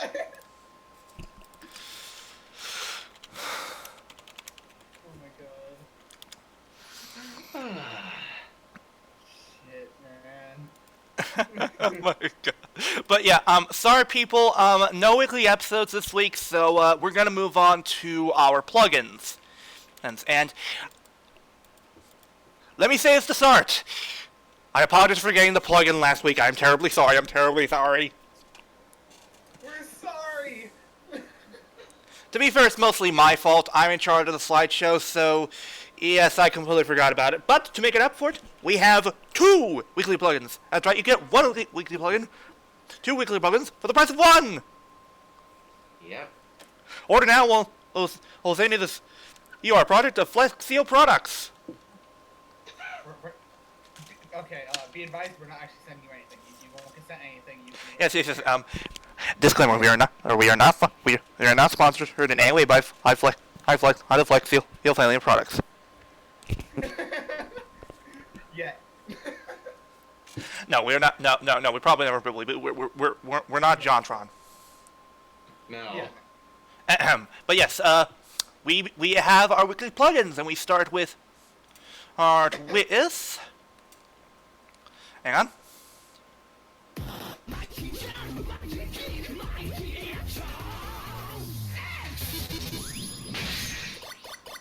We start with our weekly plugin, that being one that Flutter picked, one Squall Charleston. Yes. Flutter, since you know this man, I care to explain? Well, he does videos like honest trailers for the Tokusatsu series, Open Sanjo, which is basically a giant series of him opening like huge, like big boxes of Toku toys that get sent to him. So it's an unboxing video. Yeah. And recently, he's done 2 videos with his girlfriend Lar, being clueless girlfriend, where he basically has her guess. He's done it with Ryder and Senta, and it's like have her name every Ryder and every Sentai team. Well, at least for every Ryder, it was for both eras, and then for Sentai, it was for every Sentai team that's been adapted into a Power Rangers series. Or as she liked to have called it in the Kamen one, everyone was Kabuto except for Kabuto. Yes. Yes, and I give Squall points for getting a girlfriend who actually knows Shinkenger. Yes. Good man. She knows about Shinkenger. And not just that, I'm also giving him points because if it wasn't for his Discord, I never would have met mine. Aww. Aww, isn't that sweet? He also started a podcast called Tokusatsu Girlfriend with her. They've gone over every episode of Forze. They reviewed every episode of Forze at the moment, and there's actually a poll at the moment. She get angry at one of them episodes. Oh boy. Yeah. More specifically, wasn't it when what episode was it again? I don't remember. Gets punched in the chest. Yeah. Which episode was that? He gets punched in the chest all the time. Meteor. Oh, that one. Oh, that wasn't a bad episode. Yeah, she got angry because he died. Yeah, and I had to respond with my appropriate levels of tact. Oh, no. Yeah.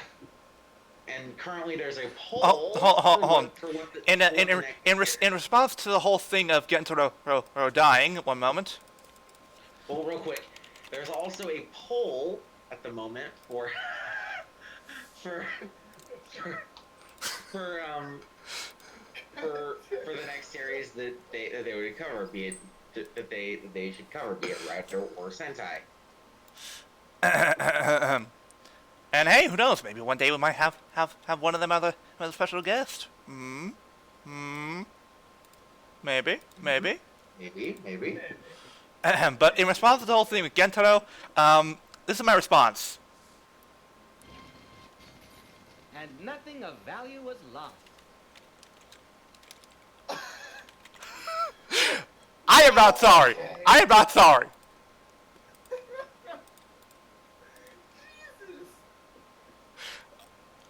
I'm pretty sure that Mildred's looking and he's giving a silent nod. Am I right? You are? I am learning much from the master. But yes, feel free to check out Squirrel Charleston, and if you're watching, we appreciate the extension we've been and that we apparently been getting thanks to Flutter from her telling us talking about our podcast. So yes, any good publicity is good publicity. Anyway, I mean, except unless it's bad, then it's bad publicity. Anyway, moving on. We have our next plugin, which is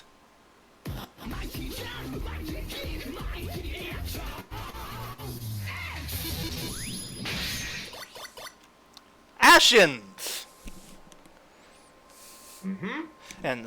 And I've been wanting to plug this man's channel for a while now. I'm pretty sure a lot of you probably might already know about him. For those of you who don't, you have been missing out on a lot. Oh, yes, you have. Stuart Ashens, that's his full name. He is a person on YouTube who reviews a lot of stuff from old knockoff video game consoles. He's looked at very old and bad food,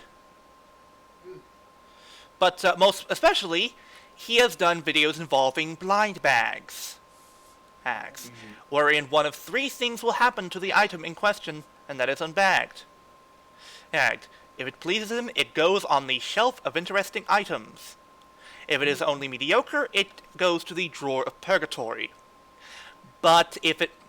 However, if it does not please him, it is then burned by his blowtorch. Yes, the man keeps a blowtorch around just to torch bad toys. okay. And he's also actually written and starred two feature films. Oh, really? I was not aware of this. Ashens in the Quest for the Game Child, and Ashens in the Polybius Heist. Well, And he also has a doctorate in psychology. holy shit, this guy. What can't this guy do? I know, Bring his right? mom back to life. What? I get it. No, literally, I didn't hear what you said. He said bring his mom back to life. I'm confused. What's the reference? FMA? Oh! It's You know, actually this is a bit of a double reference because I'm referencing both that and I'm referencing the fact that I saw where that meme originated because that was in the good old days of A. Ah. Where that was around the time when Pimp Ed was a meme. And DL, his last name isn't Ashens, it's just Ashen. Oh, Ashen. Okay, my bad. Yeah. Stuart Ashen. But yeah, Oh, and also another thing that gives him points in charisma. He's British. Yes. Which, unfortunately, due to me having some British in my blood, whenever I watch him, I tend to dive into having a British accent and using British terms. That is my own damn fault. Quite frankly, I do not give a shit. Exactly. Because the man is hilarious. Yeah, seriously, Lee, if you're gonna watch one thing, watch his blind bag videos. They're hilarious. And actually, Flutter, I'd recommend you not watch a certain video of his that involves blind bags. That being? My Little Pony. Oh no. Oh, but here's the thing. He hasn't burned them. He sends them to a man called Andy. Andy specializes in explosions and unique science experiments. Oh no. I mean, In fact, I think there's one destruction of a pony that involves sulfuric acid. Oh. Degenerates like you belong on a cross. To be fair, I think Flutter can handle it because after all, he has not. unlike certain other MLP fans, he has not gotten on my case over my unique take on the term "friendship is magic," because it is, and magic is heresy. Okay. But the reason why I bring it up is because okay, Flutter, I know one of your favorite ponies is Fluttershy. Yes. Mistake ends up decapitating the poor thing. Oh no! Actually, I think I think I'll just put this in here in the grinder, and we can watch his reactions to it later. I'm just going to put this out there, and this is probably going to be the closest thing to a classless joke I make all day, but let me before I go into what I'm going to go into, I need to do a bit of a check. What is he up to?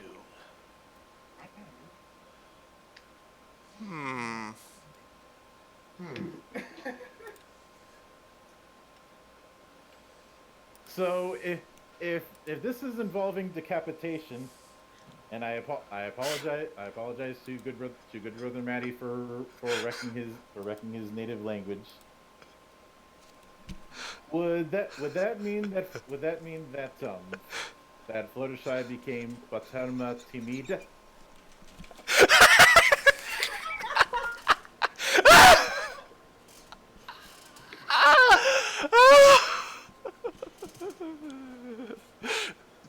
I don't fully know what that is, but it sounds hilarious. I was trying to say Fluttershy in French because guillotine. Oh my god. Oh my god, Milton, that's amazing. Too sweet. Too sweet.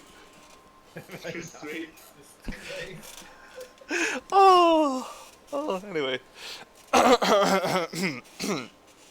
But yes, I highly recommend that you check out Ashens. And he is a very entertaining and hilarious man. And most of his videos only last at least a few minutes. So you can basically watch several of his blind bag videos in about I'd say maybe half an hour, if not more so. Oh, and he also specializes in doing in looking at bootlegs and wrecking their shit. So yeah, check him out. We will make sure to put links to both of our plugin channels in the description below. But now it is time for the first time finally the return of the weekly topic. But wait, hold on. What am I saying? But hey, before that, we have something to do. What am I thinking? Hang on.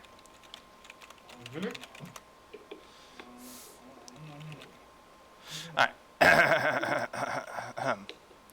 do I know where this is going? I'm just going to put here in the here in the bot. We will play it because even though it's tomorrow, we're going to be celebrating today here on the Roundup. So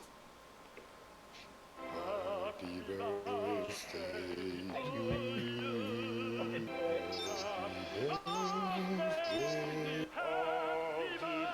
You know, of course, of all the ones you pick the one where people dying in the background. Happy birthday. Happy birthday!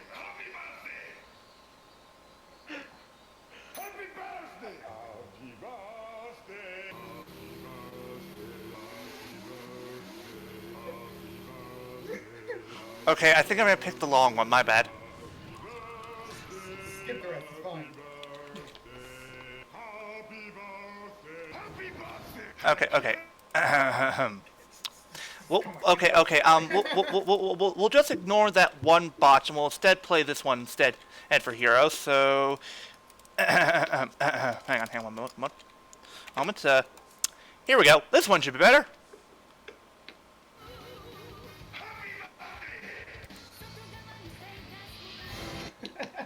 Yeah. Oh god. Yes, happy birthday, hey to Hero. Oh, and how old are you turning exactly, good sir? 23. Mm. Wow, you're turning old.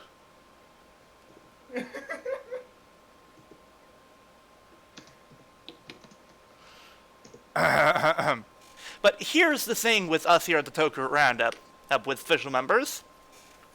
If it is your birthday, hey, the week that we do the recording, recording, and well, if you're here with us to record, we intentionally let the birthday boy or girl, depending if it's salty, or Florida, given how much of a bitch he is. God damn it.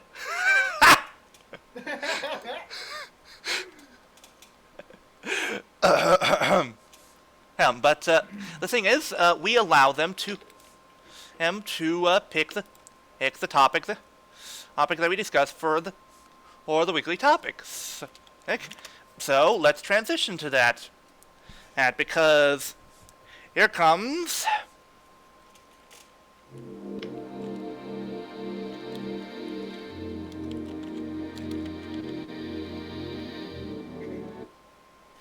the weekly topic, and today's discussion is favorite Sentai collectibles. Now, let's be fair here. This is on collectible gimmicks, such as the items that basically Sentai started using around the 2000s, and I believe it started with Gao Ranger. Yeah, with the gouges. Yeah, I believe it was around Garden. Yeah. All right. So, I thought that for this, since it's clear that not all of us could pick a favorite one, you're allowed to pick up to 3.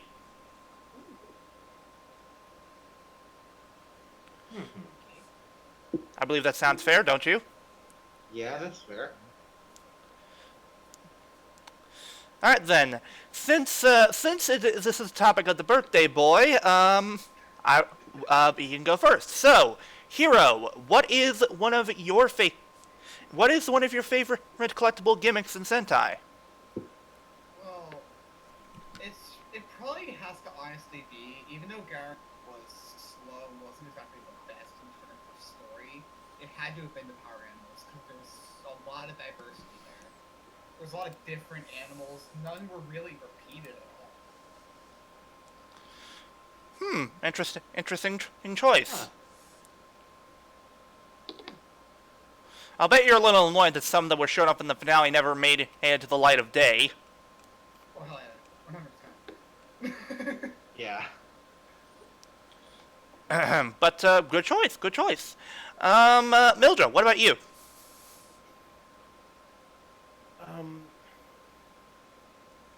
Now I will freely admit one particular thing, in that my tokusatsu expertise is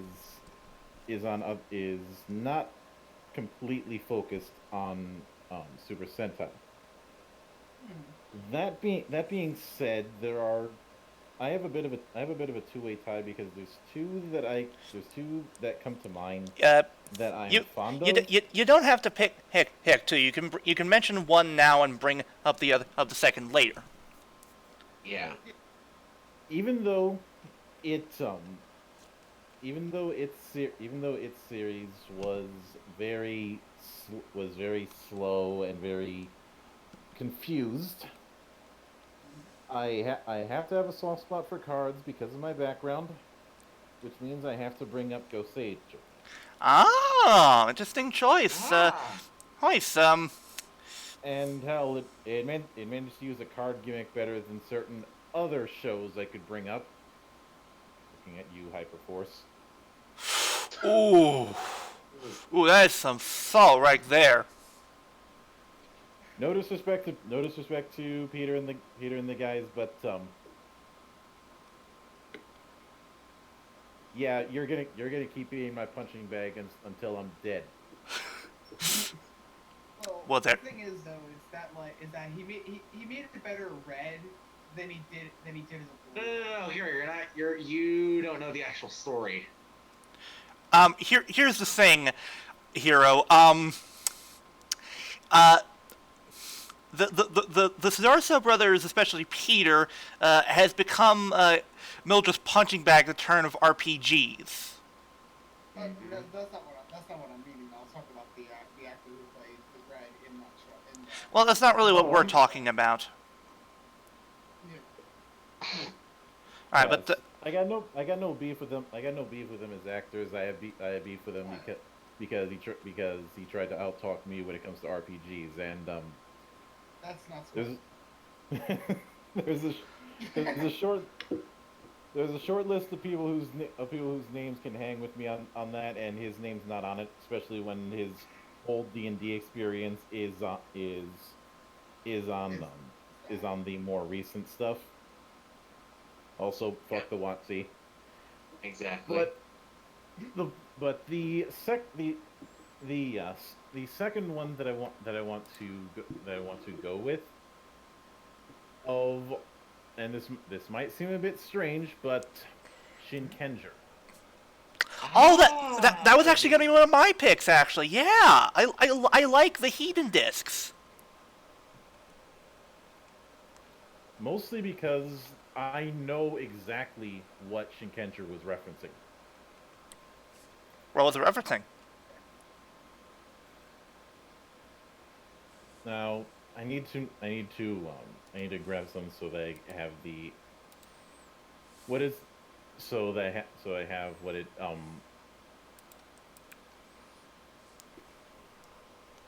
what the proper name of the proper name of the thing was. So let me see.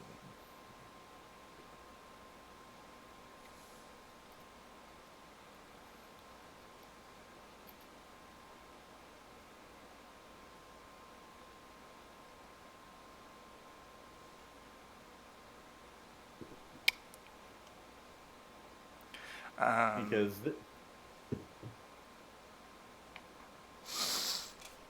sorry, I was just trying to break up the silence. yeah, no worries. No problem.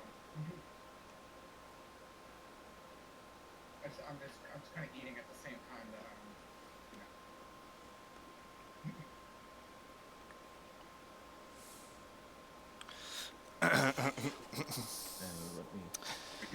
that While you're looking for that, Mildred, I'm gonna quickly go grab snack.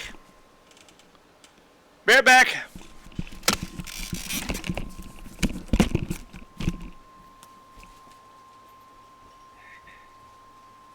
Alright.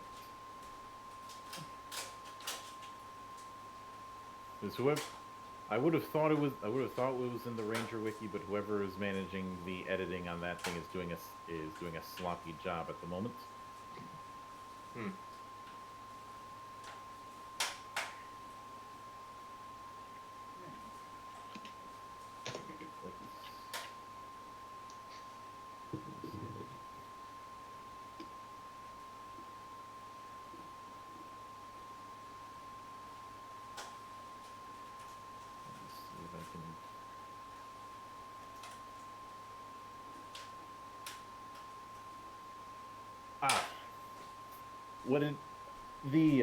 Both the swords and the discs themselves is a reference to what's known as a praxinoscope. Ah. Oh right, yeah. Sorry about that. I'm back now. So, what was it that Shinkenger was referencing in Mr. Monk? A praxinoscope, which was a kind of rudimentary way to do projecting animation in the late 19th century. Ooh. Yeah, because when he spun the Actually, don't mind me. I'm just eating a cookie.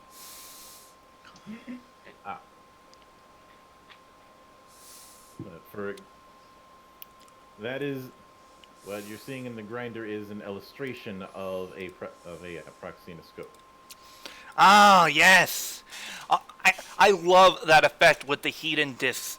Yes, it's really unique, and honestly, the it's one of the main reasons why Shinkenger should never have been adapted in America, because that is a Japan only sort of thing.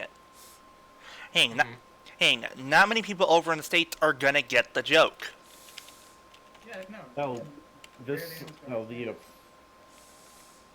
the I do think that it could, that I remember when it was brought up to me before, and I said that if you stretch some things, and if like I remember when I think it was Alti had asked me how I would have handled it, because I had offhandedly brought up that somebody did adapt it into a series called Sword Dynasty, and Oh, really? I'd That's said interesting. I'd said that the way I would have done it the way I would have done it personally is to kind of pull the isekai route, and I know you might roll your eyes at that sort of thing, but Wait, hold on. I think I mentioned this before. Basically, it's like a video game. that was the approach I would have taken is you go with either the video game or some sort of some sort of baked in assumption that you have people who are visitors from into another world. Yes, this is going down the isekai route, and yes, I know that thing is very frequently used these days. But but any way you slice it, you need to do something to get around that Japanese. Yeah. Yeah, I agree Going with with that. the assumption of they're in another world seem to be the best way to go with it, because before that I had the idea of a field trip and the netherworld just following the people there. That one I immediately knew was a massive stretch. The isekai is still a stretch, but it's not as much of one. Right. Yeah, because you're not gonna be actively thinking like, wait, where did this stuff come from? You're like, oh yeah, this is a different world where this is the norm. Yeah.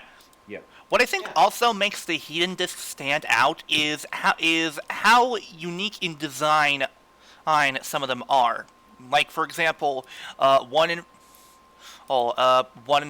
the lightning bolt. One involves all the all the something unique, like like a shape flipping around, like with the Inromaru. Hmm. Yeah. Or or like the old disc, the one that folds and make it look like sushi. Plus, I will always have my predilection for proper sword play. So there's that too. Yeah, Yeah. I feel the hidden discs are kind of unappreciated in terms of gimmicks, since they're probably one of the most unique gimmicks when it comes to Sentai. We've never had anything like the hidden discs before or since. Hence, Right. hence, I mean cards. I mean, we have cards, jewels, and such.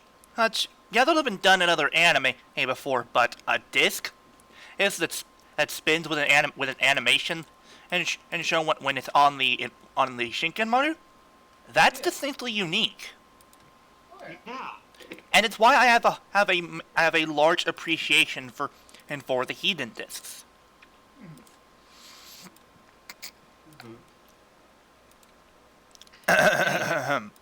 But very good choice, Mildred. I appreciate that. Who wants to go next? I will. All right then, go ahead. Well, one of my favorite collectible gimmicks has to be the Ranger case. Of course. I mean, yes, the gimmick seems pretty basic, but when actually used, it's a nice way of showing legacy through using different powers. I agree with that. And it's one of the reasons why I feel the Ranger keys are one of the most marketable collectibles. because they're not only fun to use, they're excellent for display and collection and purposes. Yes. And with the way they look like they can be made very cheaply, so they can keep going with Sentai with those as long as they want. Yeah, because the Ranger key is simple. Is made of four simple parts: a chest piece, arms, a new head, and a block for the legs. Exactly. And the stick, depending on the sticker. Depending on the set you get, there might be a button for you to flip it. Yeah, which is really, really cool. I also appreciate when I think one of the sets I appreciate the most in terms of the Ranger keys sets. I'm gonna have to go with the Kyoryuger set, because of yes. the reason why I say that one in particular is because of the fact that they did something unique with the keys, not just releasing the freaking Senshi, but also the villains. Yes.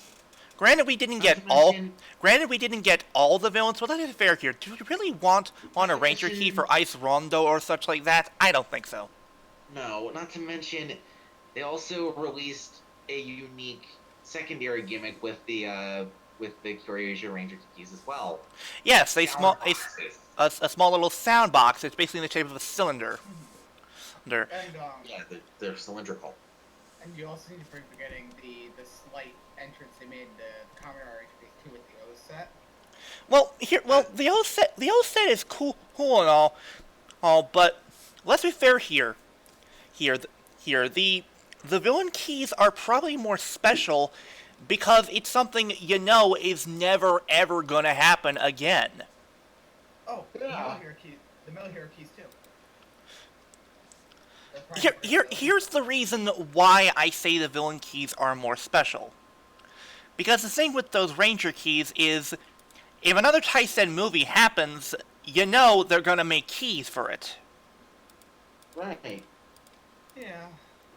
That's why I qualify the villain keys as more special.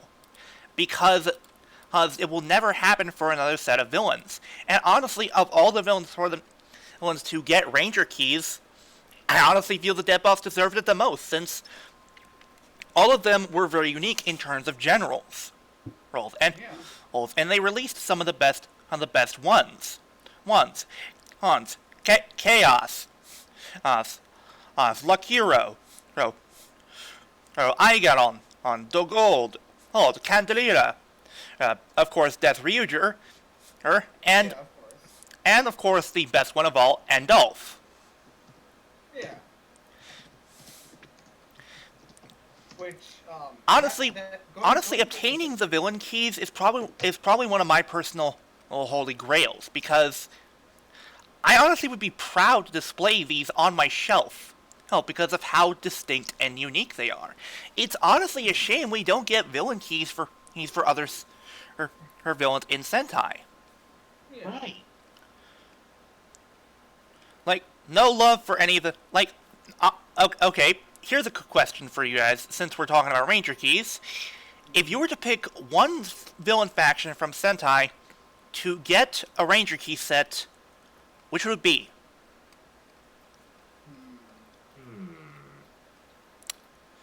The one villain that I'd like to see get one. I think if I'm not mistaken, already has something close. Rio. Oh, I was speaking specifically of villain factions, but that's a good choice. That's a good choice. Personally, I know they're very recent, but I'd honestly like for the Gangler to get a Ranger key set. Yeah, same here. All of them have very unique. That would be a little bit. That would be a little bit on the nose, because you get enough of those, and maybe you can make a chess set out of it. Well, I mean, then we definitely need a Resoldier one then. Yes, the Druidon. You can literally make a chess set out of Ranger. my god, that is brilliant. I told you when the series started I was going to be making chess jokes. Fair enough. Fair enough. Okay. What about you? What about you, Flutter? Yes, the Gangor, and another one, the Ayakashi. Oh, the Gadoshu. Yeah, I like that. Yeah. At Ranger Key for Dokuko. Juzo. Dayu, such like that. Mm-hmm. And honestly, I would like for them to do what was his name in the squid guy?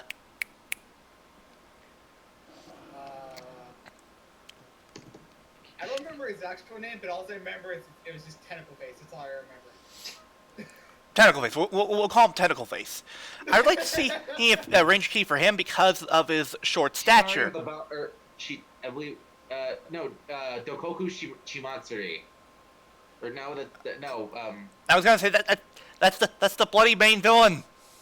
Right, That's the Shitari big of the guy. Bones. Shitari of the Bones. Oh, okay. What was his name? Shitari of the Bones. Ah, Shitari. Okay. Wait, Shitari. Should we call him the Avengers? Don't. I knew that was coming. I'll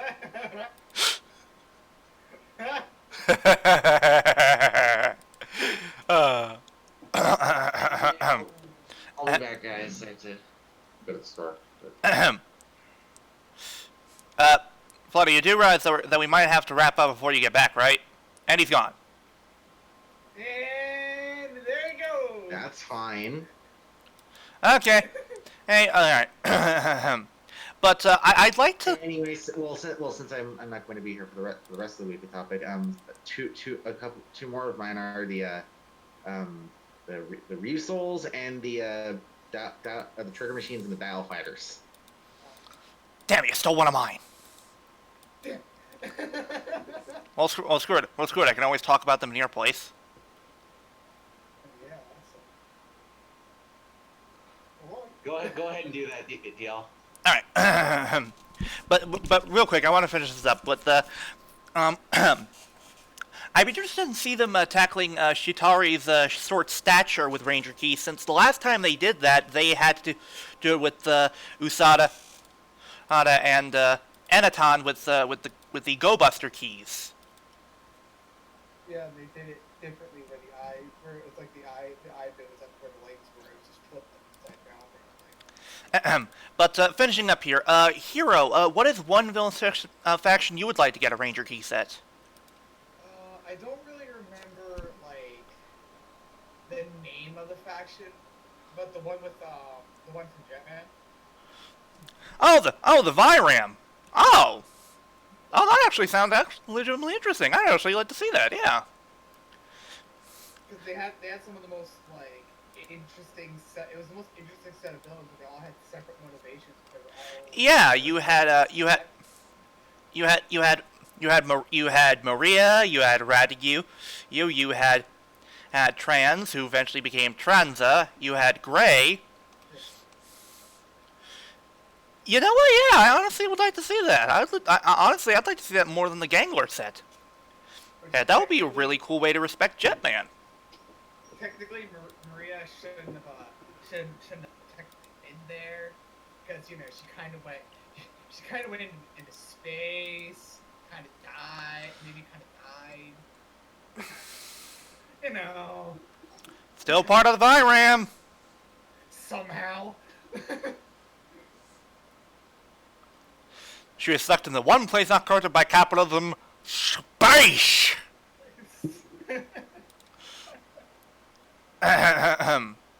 But yeah. Moving on. Is there any other collectible gimmicks that you'd like to talk about, Hero? Let's see here. You know what? I might as well take one of the ones that Flutter said before he left. Actually, it's with the Dial Fighters and the Church. Okay, that's a good one. Yeah, because it just it's the active it's actively a part, like some of the other ones, it's actually like a part of the mecha. It's not just like, oh, something that's there and that's it. Yeah, I get that. It's kind of a callback to Gal Ranger in a way. Yeah. A little bit. Which is honestly really cool. Yeah.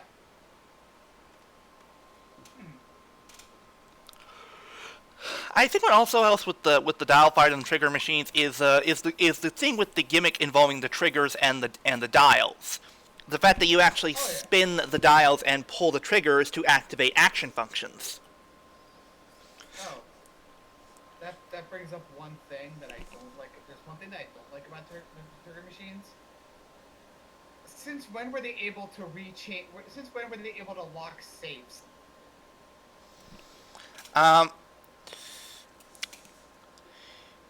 That's a very good question. Honestly, I feel that they were essentially. Let's think of it in one way. Let's think that the dial fighters are the keys while the trigger machines are the locks. I mean, I guess, but like it kind of felt in the series like a Deus Ex Machina that just kind of they can change the combo and save some lock. I see what you're saying. And okay.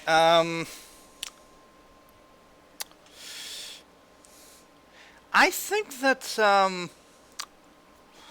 I think one I personally still like and enjoy was the Judenchi. Oh, yeah. Which was essentially a lower budget version of the Ranger Keys. They didn't do as much, but they still did a lot. Well, I think what makes them distinct to me is how simple they are. It's a simple concept. You got a battery, you got a dinosaur, or activate the unique effect. Yeah, and if you have the gun, then obviously go with the special attack. Yeah, and honestly, I like how the Kyoryuger's knew how versatile that the Judenchi were in Kyoryuger, and actually properly utilize them rather than restricting themselves to using only a few of them. Just one you might want to watch out for is don't use Obirapu and have the tail piece you. Actually, we have one in my hand right now. It's Futabine. Yeah, but I'm meaning for the the part one. Yes, let's not talk about that. But yeah. The concept for them were also unique for the fact that they basically helped literally power the Juden Ryu. Yeah. Except for the one case of that crocodile one, the one that it didn't power up the Juden Ryu. It powered up Black or whoever. Yeah. I also like the fact that honestly, I wish that there were other Juden Ryu Judenshi like Dino's Grander. Or I honestly would have liked it if there were more unique armor or armed on sort of weapons that the coders could use besides Dino's Grander. Or I would have liked there to at least be 3 total. I kind of almost have like an idea for some of them, like with it could capitalize on what like their great strength is. For Red, it would be like since he's an all around, it'd just be like an all around type of guy that can do a lot of stuff, but not everything, obviously. Black, well, he had Dino's Grander because of the bullet similarity. Blue would basically get one that's kind of like what the Solid Soul is from Ryu Soldier. It would capitalize on his defenses. I can see that. Pinks would probably be like a like almost just like what Dino's Grander is, except maybe for the legs instead. Because of her kicking ability. Yeah, that would work. And for green, it would probably be like a Saber Green or something simple, which would give multiple slashes. Yeah, I honestly Lee thought that would be cool. Oh, I'm not sure on those exact ideas, but the concept of having one that basically emphasizes the strength of one Kyoryuger, that does sound interesting. Yeah, but the thing is, though, the only one who technically can't get one is Gold because of the fact of if he takes the Judenshi out, he kind of de-transforms. Fair point. But it's, Or they- that brings up you know, a plot hole.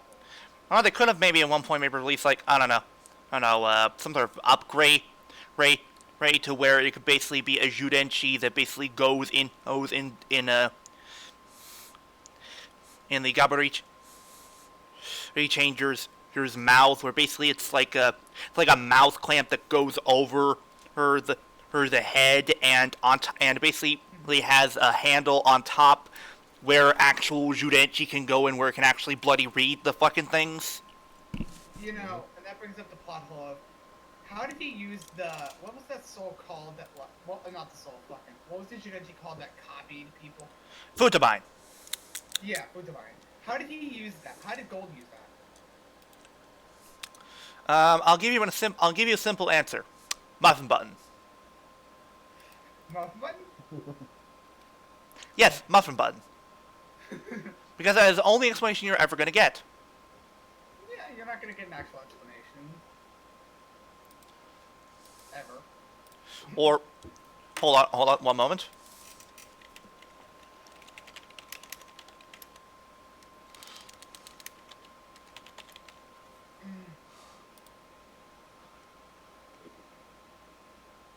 Hold on, one moment. Or rather, in the words of a giant and tiki head.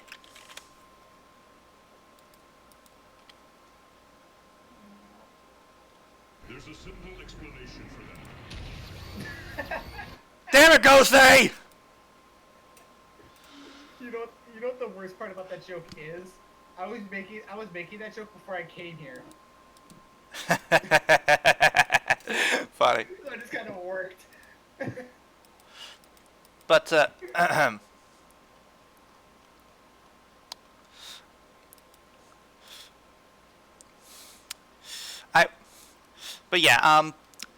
Juden Henshi are probably some of my favorites now.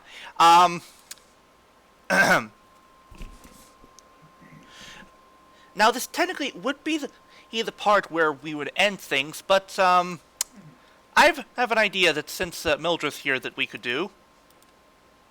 Okay. We can play one of our favorite games with Mildred because of some images that I found recently. Oh no. Oh boy, I know where this is going. It's time for, once again, boys and girls, your favorite game, What Bar? Oh my god. Okay, this is the first time I get to hear this. So. Oh yes, you're in for a treat there, hero. Okay, so we will start with, and we're going to be doing this with the movie exclusive writers from Overquartzer. Okay. So, my question to you, Mr. Monk, is this. Mildra, what bar is on and Ryder Zabonis? Well, this is a very complex number. So, in our case, we have a fair bit of gold, silver, blue, red, and black. All right. So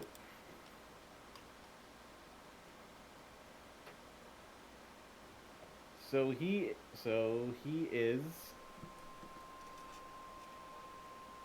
a medley box of Coke.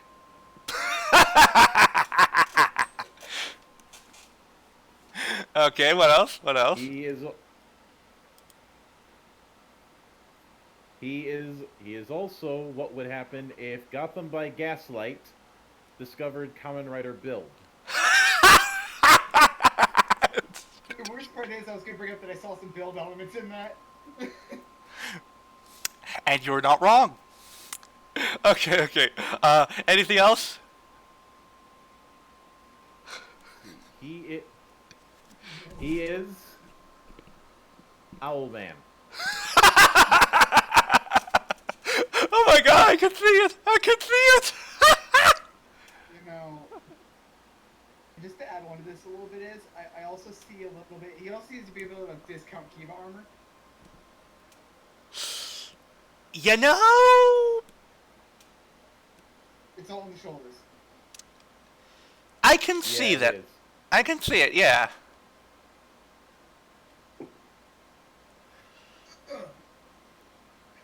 Okay. Here comes the next one. Alright, here comes the next one. Alright, let's just find it. Where are you?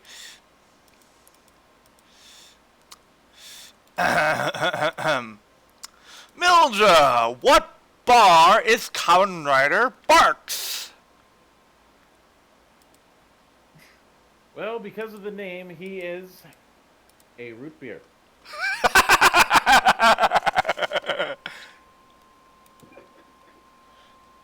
And But since he has brown, gold, and black, he is a can of Strongbow.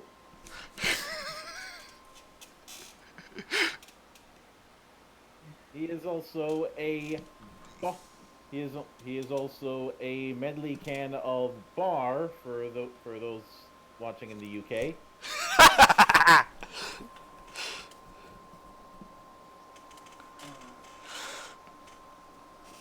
And he is what happens when Tetsuya Nomura decides to design Kamen Riders. you know, there's one more thing. It also looks like he pissed off a book. Yep. Congratulations, Hyo, you're learning. Alright, the last up. Mildra, what bar is Kamen Rider Zonjis? Oh. Oh That's a very no. discount-looking Zangetsu. He also looks like that thing. The thing that he has on top of the green part, it looks like the thing that your grandma does for you for Christmas and makes you wear. You know, he's not wrong. This is actually He fun. is a can of Mountain Dew Black Label. That's true. He is a watermelon. I mean, obviously.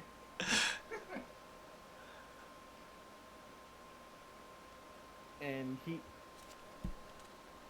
just my joke. He's also a Granny Smith apple. yep. He is Oh no. wearing a trash bag. You know, it kind of does look like that, yeah.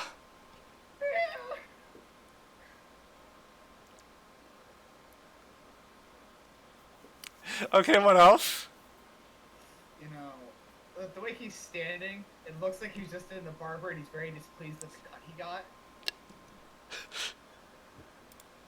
And lastly, he is the makeover version of Kamen Rider Shin.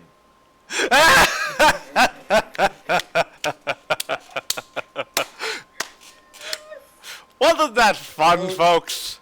Oh yeah, and he is a ballisto bar. Yeah. Oh, wasn't that fun, folks? Now you know what we like playing this game Explain. with him, don't you, Hero? Especially if it barks when I got to call him a walking book. Okay.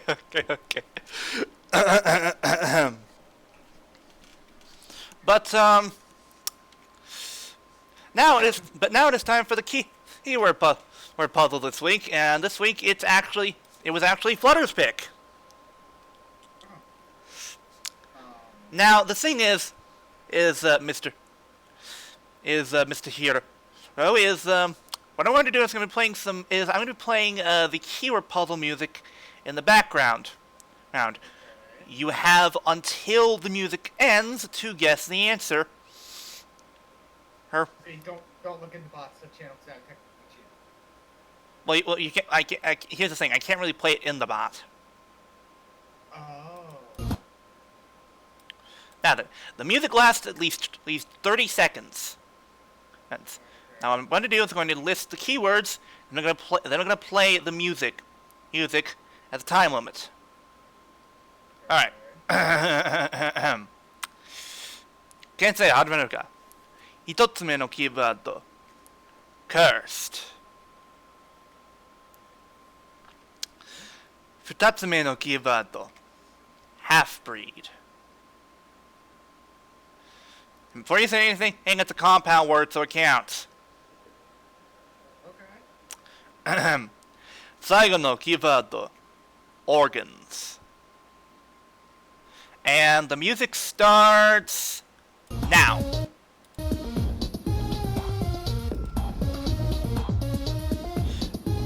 So the answers are, so the keywords are cursed, half-breed, and organs.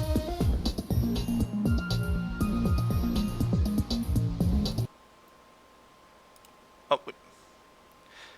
Hang on. I didn't really have it set up right. Okay.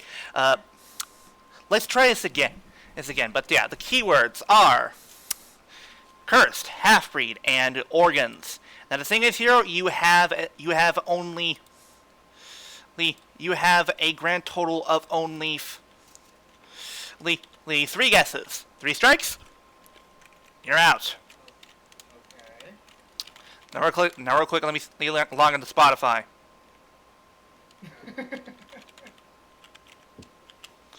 All right, log in. So the worst part is, as soon as you start the music, I only thought of like 2 guesses that I could potentially have at all. And I'm hoping it's one of the 2.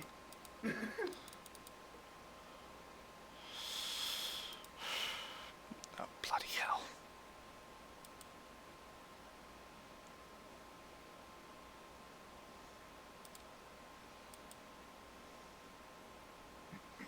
Okay. Hey, hang on. I have a solution to this. This is proving to be a little bit of a issue. Okay. Because I'm having trouble here with actually downloading it, I'm going to ask you to basically put in your answers via the text chat. All right. Just put it in. I guess just throw it in the grinder. I guess. Yes. All right then. Now then, and the timer starts now. Oh, come on. Play the bully music. Okay. That's Jesus. This is proving to be a pain in my ass. All right. Here we go. Timer starts now.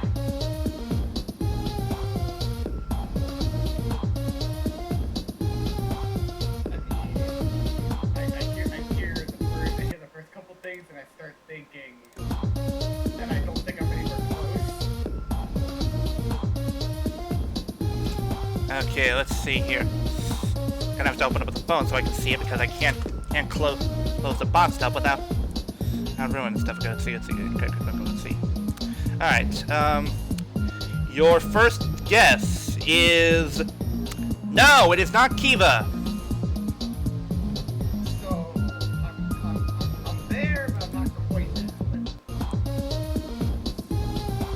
Not even close.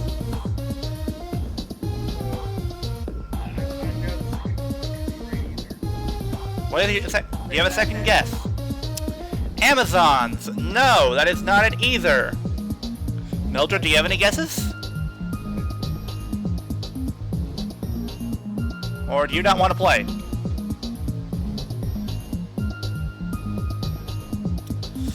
You have one guess left, Hero.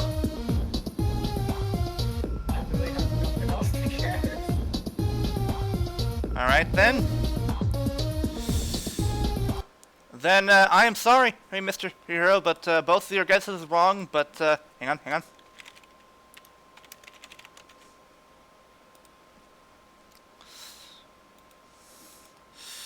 But yes, but I'm sorry, Mr. Hero. Oh, but, hang on, one moment. I'm sorry, Mr. Hero, but, you just lost the game.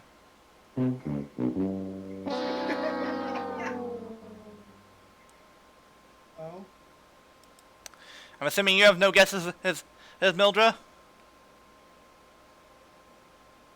Or do you abstain? I mean, if we did, he probably would have said that now. Mildred?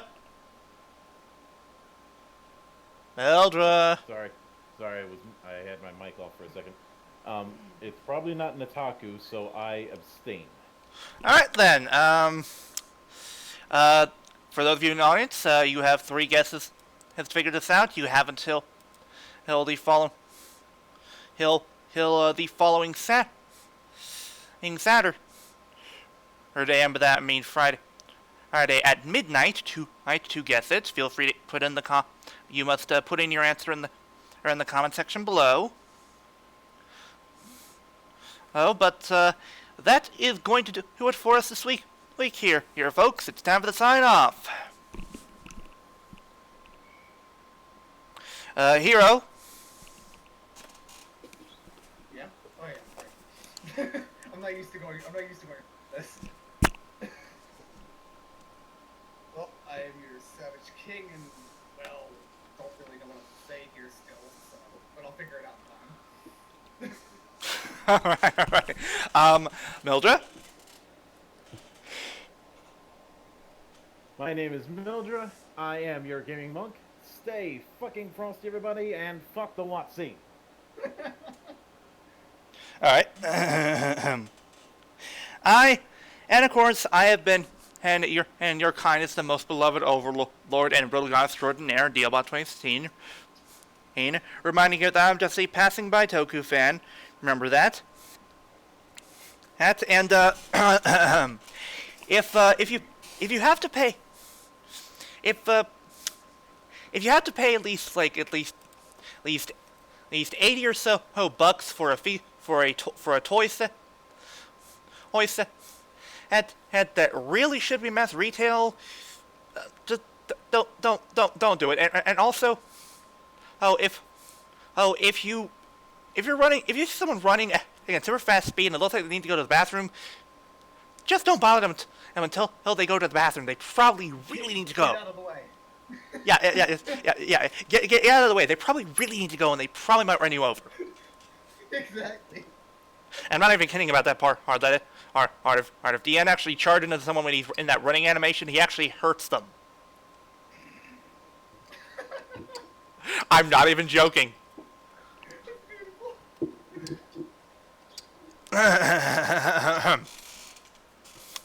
Anyway, don't forget to praise our meme lord goddamn Kuroto. Oh, and of course, show, and we will see you all next time. But one more thing. But one more thing, folks. Look forward to this Wednesday. Hey, next week, because we will for the first time in months, we will be doing a TTR at the movies. I was saying for the first time in months. No, for me, I'm saying. Oh yes, and also technically the first time for both Hero and Mildred. We'll be having a TTR at the movies. What's the movie? I'm not gonna tell you. You gotta watch to find out. But look forward to it, and also look forward to a brand new intro. MST3K style. Anyway, we will see you all next Sunday. Hey, bye!